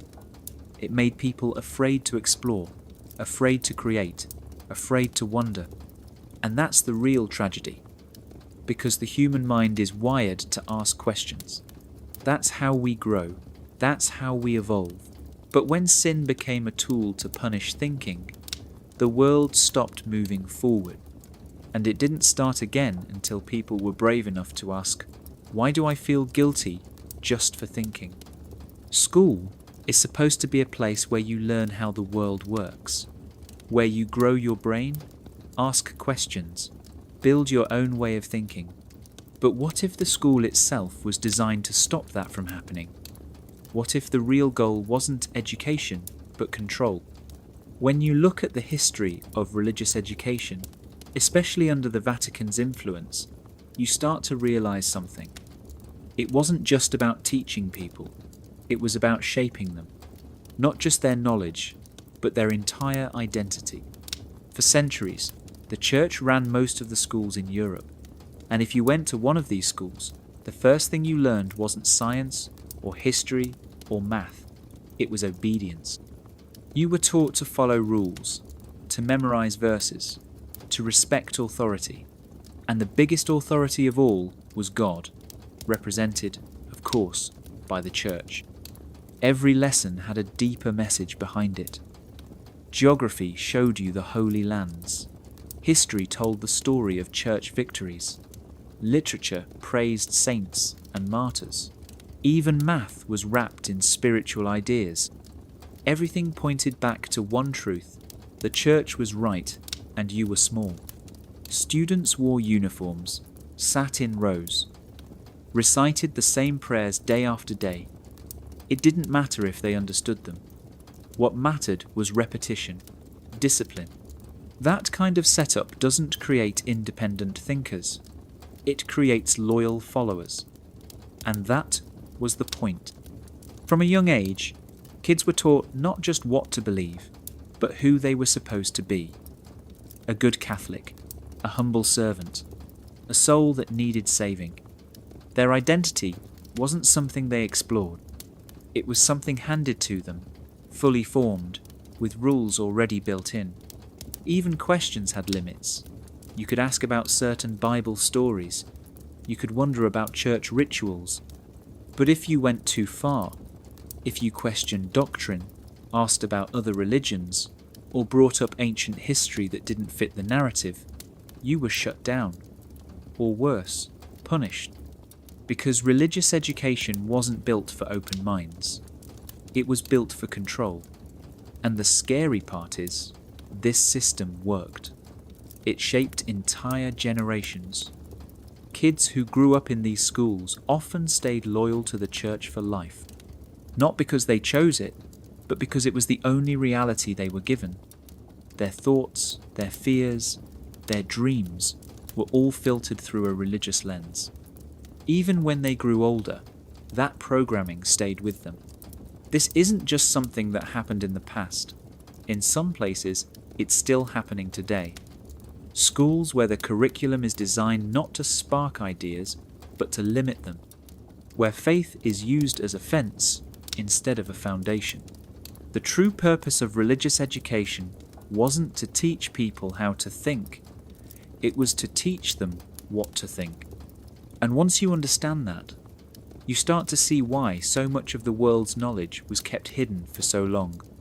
Because when identity is built on obedience, freedom becomes the enemy, and education becomes a tool to keep it locked away. Beneath the surface of Vatican City lies a world most people will never see, a world of sealed doors, twisting tunnels, and ancient secrets buried in stone.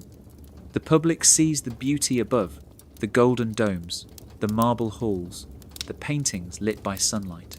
But underneath, hidden away from tourists and even most priests, is something far older. Something darker. A place filled with stories the Church never officially confirms, yet never fully denies either. A place built not just to preserve history, but to hide it. The first thing people talk about are the catacombs.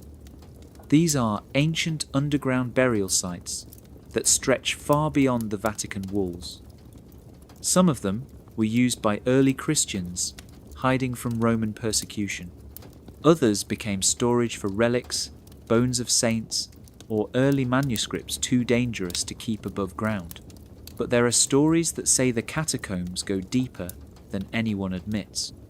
That there are entire sections sealed off, protected by guards, monitored by cameras, no tourists allowed, no photos, no questions. And then there are the whispers about secret chambers, rooms behind false walls, hidden elevators that lead to libraries with no official record. Testimonies from former Vatican workers claim they saw doors that only certain people could access. Doors guarded by men who didn't wear church robes, but suits and earpieces. Like they weren't guarding faith, but something much bigger. Some say these chambers hold the oldest scrolls in the world, writings from lost civilizations, books that never made it into the Bible, maps of places that don't appear on modern globes. Others believe the rooms hold artifacts, objects of power, pieces of ancient tech, things that don't fit the current version of history and were locked away so no one would ever question the official story. One of the most famous rumours is about the chronovisor, a mysterious machine supposedly hidden in the Vatican that could see into the past. Not a camera, not a time machine, but something in between. A device said to have been created by a monk and a scientist using suppressed knowledge. Of course, the Church denies it exists, but the story keeps coming back, over and over. Even the way the Vatican is built suggests it was designed to hide things. The layout, the layers, the fact that much of it is built on top of older Roman structures. Every time archaeologists dig, they find something new, and yet somehow most of those discoveries never make the headlines. Why so many secrets? Maybe the Church believes it's protecting people, that some truths are too dangerous. Or maybe it's just about control, because whoever holds the keys to the past also controls the story of the future. Whatever the reason, one thing is clear. The Vatican isn't just a city of faith, it's a fortress of forgotten knowledge. And beneath its polished floors and holy walls is a hidden world we're not supposed to find. But the cracks are starting to show, and sooner or later, the doors might open.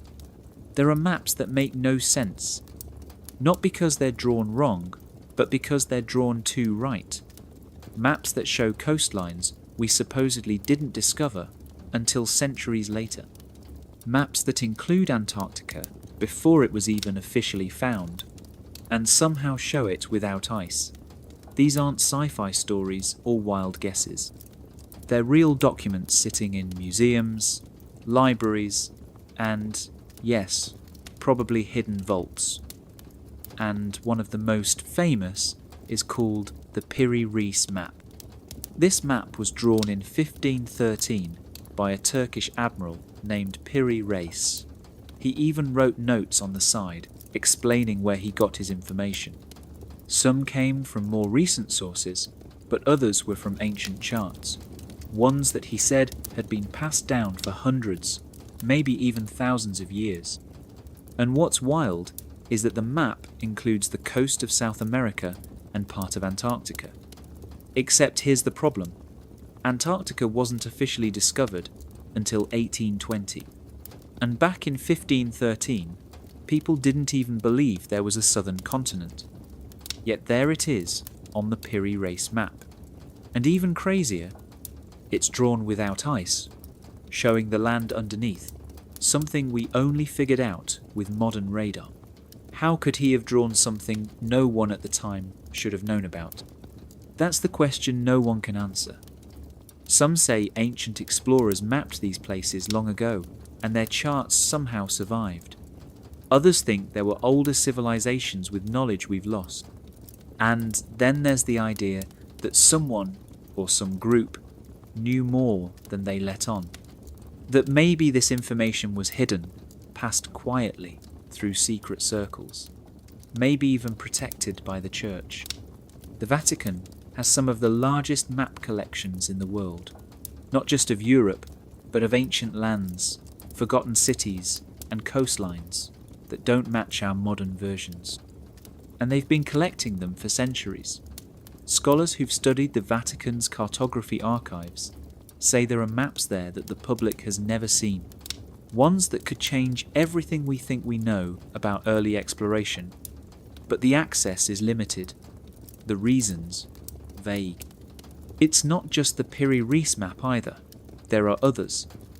The Oronce Fine map from the 1500s, the Boach map, the Zeno map. All of them show parts of the world that, according to mainstream history, shouldn't have been known yet. But there they are, drawn with shocking accuracy. Could these be coincidences? Lucky guesses? Maybe. But when the same anomalies show up again and again, across different maps, different cultures, and different centuries, the coincidences start to feel more like clues. What if these maps are fragments of a forgotten age? A time when humanity knew more than we give it credit for? A time that was erased, hidden, or worse, rewritten? And maybe the people who control our history already know this.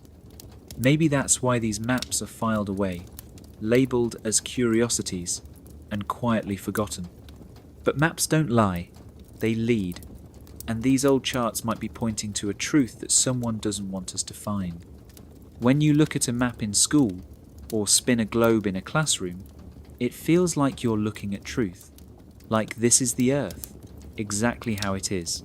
Countries in the right spots, continents the right size. Oceans between them, stretching just as far as they should. But what if it's all been tweaked?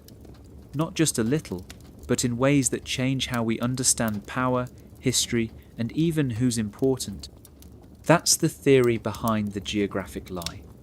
An idea that says the maps we trust might have been redrawn on purpose, and the Vatican might have had more to do with it than most people think.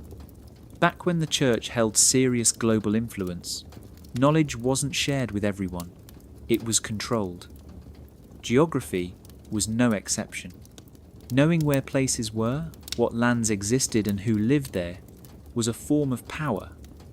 It meant trade routes, resources, potential allies or threats, and whoever controlled the maps could control that power. That's why some people believe that early maps were edited. Certain places were made bigger to seem more important. Others were shrunk or even removed entirely to make them seem unworthy of attention. Europe, for example, often appears larger than Africa or South America on common maps, even though that's not true in real life. These distortions affect how people see the world, what looks dominant, what looks small, what looks like the centre of everything. There's also the theory that whole regions were hidden from public knowledge, that early explorers discovered lands long before they were officially recorded. But the information was locked away in private collections, especially in Vatican archives. Why? Because keeping the truth secret gave the Church and its allies time to decide how to use it, whether to conquer, convert, or claim ownership before anyone else even knew those places existed. Think about what it means if the official story of world discovery is wrong, if the Vikings weren't the first to reach America, if parts of the southern hemisphere were known long before the age of exploration, if ancient maps held details that only recently matched what satellites now confirm. That kind of information would flip history upside down. And for institutions built on order and control, that's dangerous. The Vatican didn't have to lie directly. All they had to do was keep certain records out of sight. Let the public maps show one thing, while private knowledge showed something else. Over time, that gap became the accepted truth, and questioning it started to sound crazy. But the evidence is there if you look. Old maps with strange outlines. Reports from explorers that never made it into textbooks. Artifacts found in places no one from that time should have been. The pieces don't match the puzzle we've been given. So next time you look at a map, don't just ask where, ask why. Why does the world look the way it does? And who got to decide that? Because the shape of the world might not just be geography. It might be the biggest lie you were never meant to notice. We've been told that before Christianity, Europe was wild, a scattered land of tribes and pagans, people who worshipped trees and rocks, who lived in huts and didn't build anything lasting. That the real rise of civilization didn't happen until Rome turned Christian and brought order to the chaos. But what if that story is just another filter? What if it's hiding something much older, much smarter?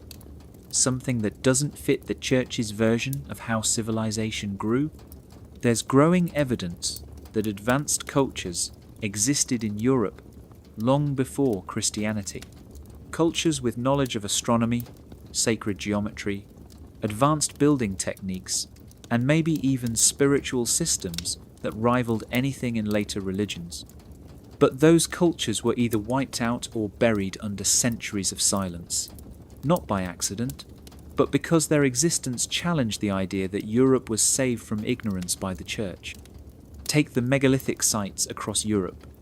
Massive stone circles like Stonehenge, underground temples like the Hypogeum in Malta, giant structures aligned with the stars, built thousands of years before the Bible was even written. No one really knows how they were built, and mainstream history usually shrugs them off as primitive calendar systems or tombs. But that doesn't explain the precision, or the energy patterns some researchers say these sites give off. Someone knew something, and they knew it long before the Church was ever in the picture. Then there are the ancient European scripts that barely get mentioned. Symbols carved into stones in places like Tartaria, Bulgaria, and parts of the Balkans that predate Egyptian writing. If these symbols are real language, then Europe had writing before it was civilized by Rome. But instead of being studied seriously, these finds are often dismissed or ignored. Because if they're real, they rewrite everything. And what about mythology? So many European stories have gods that sound eerily like figures from other ancient religions. Sky gods, earth mothers, beings of light and shadow. Were these just fantasies? Or memories of forgotten systems of knowledge? Systems that maybe got absorbed, twisted, or erased as the Church took control? Some researchers believe these older cultures were intentionally demonized, their gods turned into devils, their sacred sites labelled as cursed, their traditions repackaged into Christian holidays, so people would forget where they really came from. That's not just erasing history, that's replacing it. The Vatican has had access to these findings for centuries. Explorers, archaeologists, and scholars who reported strange ruins or texts often sent their discoveries to Rome. But instead of sharing them, many of those artifacts vanished, locked in archives, marked as unverified. And the questions they raised? Never answered. Why keep this quiet? Because if Europe had advanced civilizations before Christianity, it means the Church didn't build civilization. It just took over what was already there. And if that's true, then maybe the real Dark Age wasn't the time before the Church. Maybe it was the silence that came after, when the old world was buried and no one was allowed to dig it up. Ever wonder why it took so long for things like the printing press, eyeglasses, or basic medicine to show up in Europe? Why some of the most important inventions in history seem to pop up centuries after they could have? It's not because people back then were dumb or lazy. It's because knowledge was kept behind locked doors on purpose. The Church didn't want everyone to have access to new ideas or tools that could change the game. So they slowed things down. They delayed inventions. And by doing that, they controlled not just what people knew, but when they were allowed to know it. Take the printing press. We're told Johannes Gutenberg invented it in the 1400s. But the idea of movable type existed in Asia way before that. As early as the 11th century in China and Korea. So why didn't it make its way to Europe sooner? Because the Church was in no rush to let it happen. Once people could print books, they could share ideas fast. They could question the Bible. They could read banned texts. They didn't need priests to tell them what was true anymore. That scared the Vatican, big time. Eyeglasses were another delayed miracle. Ancient lenses have been found in Greece and even older civilizations, but it wasn't until the 13th century that glasses became a thing in Europe. And even then, they were limited to monks and scholars. Regular people didn't get access for a long time. Why? Because seeing clearly meant reading clearly. And reading clearly meant thinking clearly. You can guess who didn't want that. Even simple tools, like the mechanical clock, were held back. Measuring time sounds boring today, but back then, time meant power. The Church used bells to tell people when to pray, when to work, when to rest. Controlling time meant controlling life. Letting people track time on their own gave them freedom. So clocks didn't spread fast. They were kept in towers, under the Church's watch. And medicine? Forget it. Ancient texts from Egypt, Greece, and the Middle East had advanced healing knowledge. But much of it was hidden or destroyed during the rise of Christian Europe. Anything that didn't line up with religious beliefs was labelled pagan or heretical. Doctors were often silenced if their cures didn't fit church doctrine. It wasn't about saving lives. It was about saving control. This wasn't a conspiracy in the shadows. It was out in the open. Knowledge was sacred, but only if the Church said so. Everything else was dangerous. And if something could help people think for themselves, or live longer, or question the system, it was better to delay it, or hide it completely. So when we look at history and ask why it took so long for Europe to advance, the real answer might be that advancement was paused, intentionally. The timeline of invention wasn't slow because of ignorance. It was slowed down by design, because knowledge isn't just power, it's freedom. And the more people had, the harder it was to keep them in line. There's a story the Church wants you to believe, that humans were created exactly as described in Genesis, that Adam and Eve were the first people, that our entire purpose is to follow rules, ask for forgiveness, and wait for judgment. But what if that's not the only version of the story? What if, buried deep in the Vatican Archives or long-lost ruins, there are texts that tell a totally different origin of humanity? One where we weren't created to obey, but to evolve, to discover, to break limits. These are the rumours behind what some call the heretic's blueprint for humanity. The idea is simple but explosive, that at some point in ancient history, someone or something documented a version of human life that doesn't match any religious doctrine. A blueprint not of sin and salvation, but of energy, consciousness, and cosmic design. And that this knowledge didn't just disappear, it was hidden, There are whispers of ancient scrolls found in deserts, written in strange languages. Manuscripts passed secretly through underground societies. Carvings inside megalithic structures that seem to describe star maps, DNA symbols, and references to beings from beyond Earth. Not angels, not demons, but travelers, teachers, entities who may have played a role in shaping early humanity. Some of these ideas show up in banned Gospels, like the Gospel of Thomas or the Gospel of Mary Magdalene, which hint that the kingdom of God is not above us, but within us, that we are divine in our own right, that we're not born broken, but born powerful. These texts were labelled heresy because they removed the need for a middleman. No priest, no confession, just you, your mind, and the universe.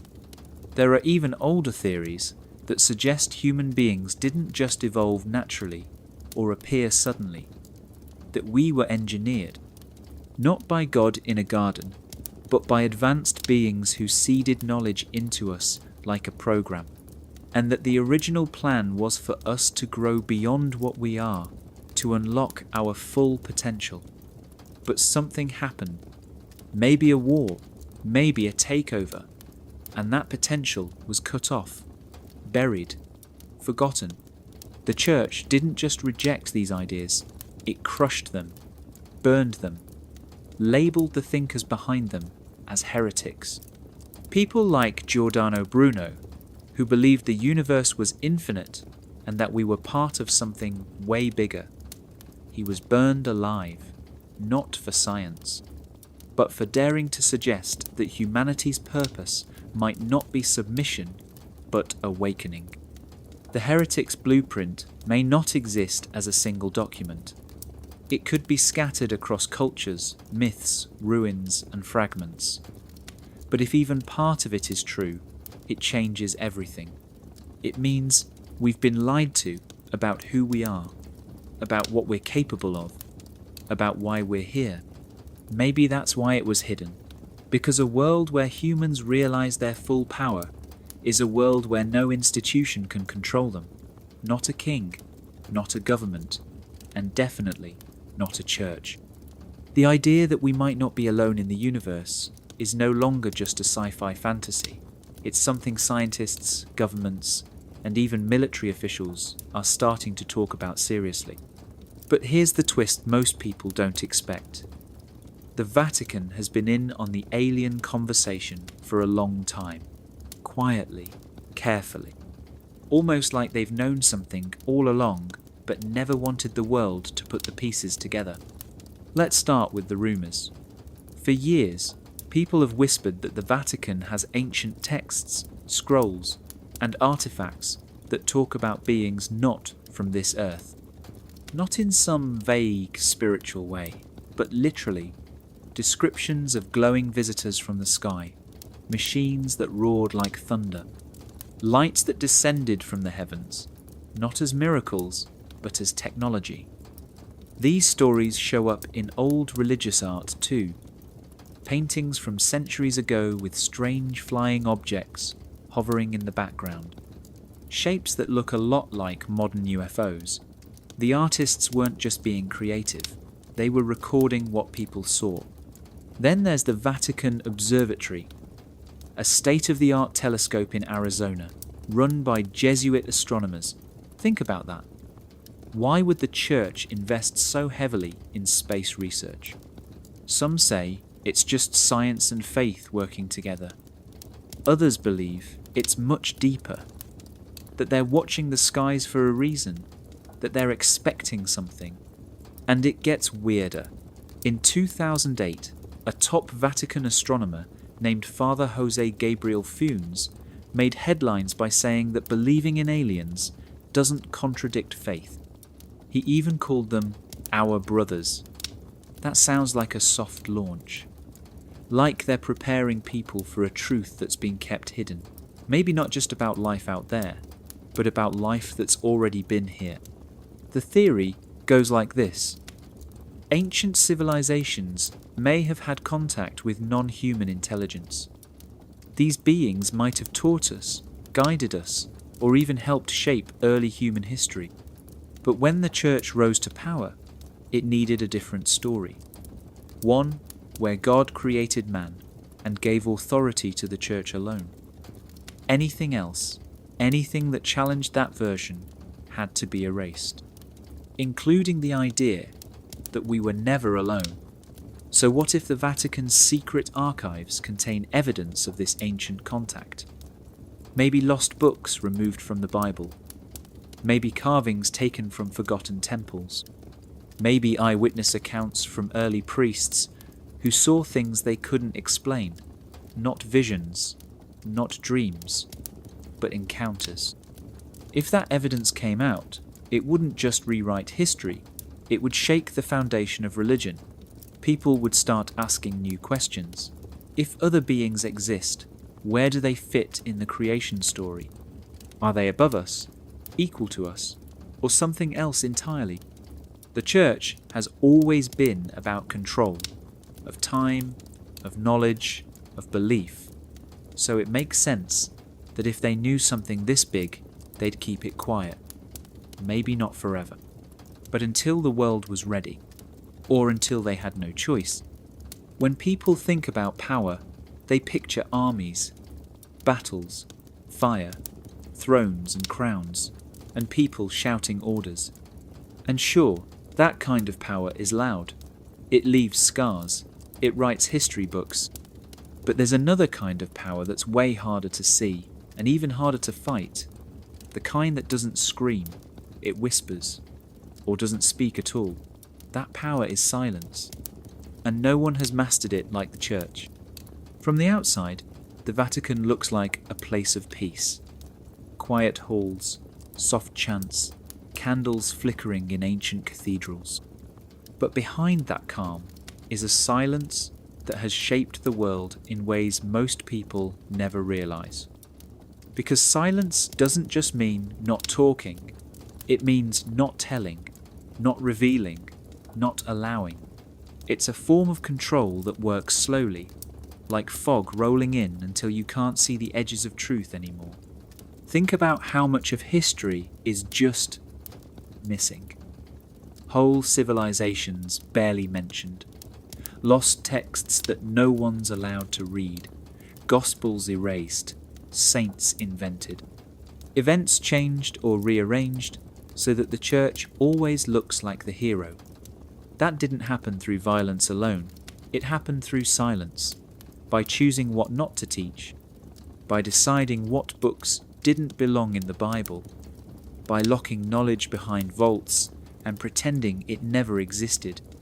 There's a reason so many scholars, scientists, and thinkers were accused of heresy, not because they were shouting rebellion, but because they were asking quiet questions. Questions like, what came before? Or, what else is out there? Or, why doesn't this add up? The Church didn't need to always burn people to stop the spread of ideas. Sometimes, all it had to do was ignore them, not publish their work, not respond, not let anyone else hear the questions. Silence was the perfect weapon. And it wasn't just in books or libraries, it was in classrooms, in sermons, in the way people were raised to believe there were questions you simply didn't ask, that certain thoughts were dangerous. That curiosity itself was a sin. That kind of silence is powerful. It makes people afraid to even think. This is how the Church kept control for so long, not by fighting every challenge, but by making sure most challenges never got heard. And if something did slip through, they didn't always need to destroy it. They just buried it, labelled it irrelevant, locked it in the archives, covered it with enough silence that eventually people forgot it ever existed. War ends, fire burns out, but silence lasts. And maybe that's the biggest secret of all, that the real force behind the Vatican's power wasn't the sword or the crown or the cross. It was the quiet, the things not said, the pages not turned, the voices not heard. Because when you can silence a question before it's even asked, you don't need to lie, you just wait, and the truth disappears on its own. There's something strange about old buildings, especially the ones with giant locked doors, thick stone walls and no windows. They don't just keep people out, they keep something in. Secrets, stories, pieces of the past that were never meant to be forgotten, but were hidden so deeply that most people don't even know they're missing. The Vatican is full of these places, halls that echo with silence, archives you'll never walk through, doors you'll never open. But here's the thing about secrets. If they're hidden and not destroyed, that means they're still there, waiting. That's what makes all of this so haunting. The possibility that everything we've been taught about the past is only a small part of the real story. That entire chapters of human history were ripped out and locked away. Not by accident, not by time, but on purpose.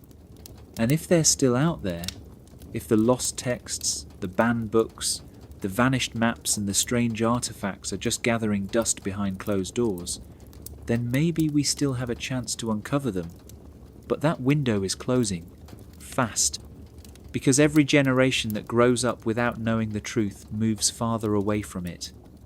The silence grows thicker, the missing pieces fade, and the version of history that survives is the one most carefully edited, the one where the church is always right, where questions are dangerous, where you're better off forgetting. But that question won't go away. Who benefits from our forgetting? Not the students who never learn about the thinkers burned for asking questions. Not the scientists who don't know their discoveries were made long ago and buried. Not the people told their ancestors were primitive when they might have built something incredible. Forgetting doesn't protect us. It protects them. Them. The ones who built the walls, who wrote the rules, who decided which parts of the past could survive. They benefit every time someone stops asking questions, every time a teacher skips a chapter, every time a voice says, "Don't look there." But if you've made it this far, maybe you're like the rest of us, the ones who feel it deep down, that itch in your brain that says something doesn't add up, that not all the pieces fit, that the world is more than what we've been shown. This isn't about hating religion or destroying faith. It's about truth, about curiosity, about the right to know where we came from, what we lost, what's still waiting to be found. Stone doors don't open easily, but they do open. All it takes is enough people asking the right questions at the right time. Enough people refusing to forget. Enough people choosing to remember. Because history isn't gone, it's just hidden. And the truth doesn't die. It waits, in silence, behind stone, until someone is brave enough to open the door.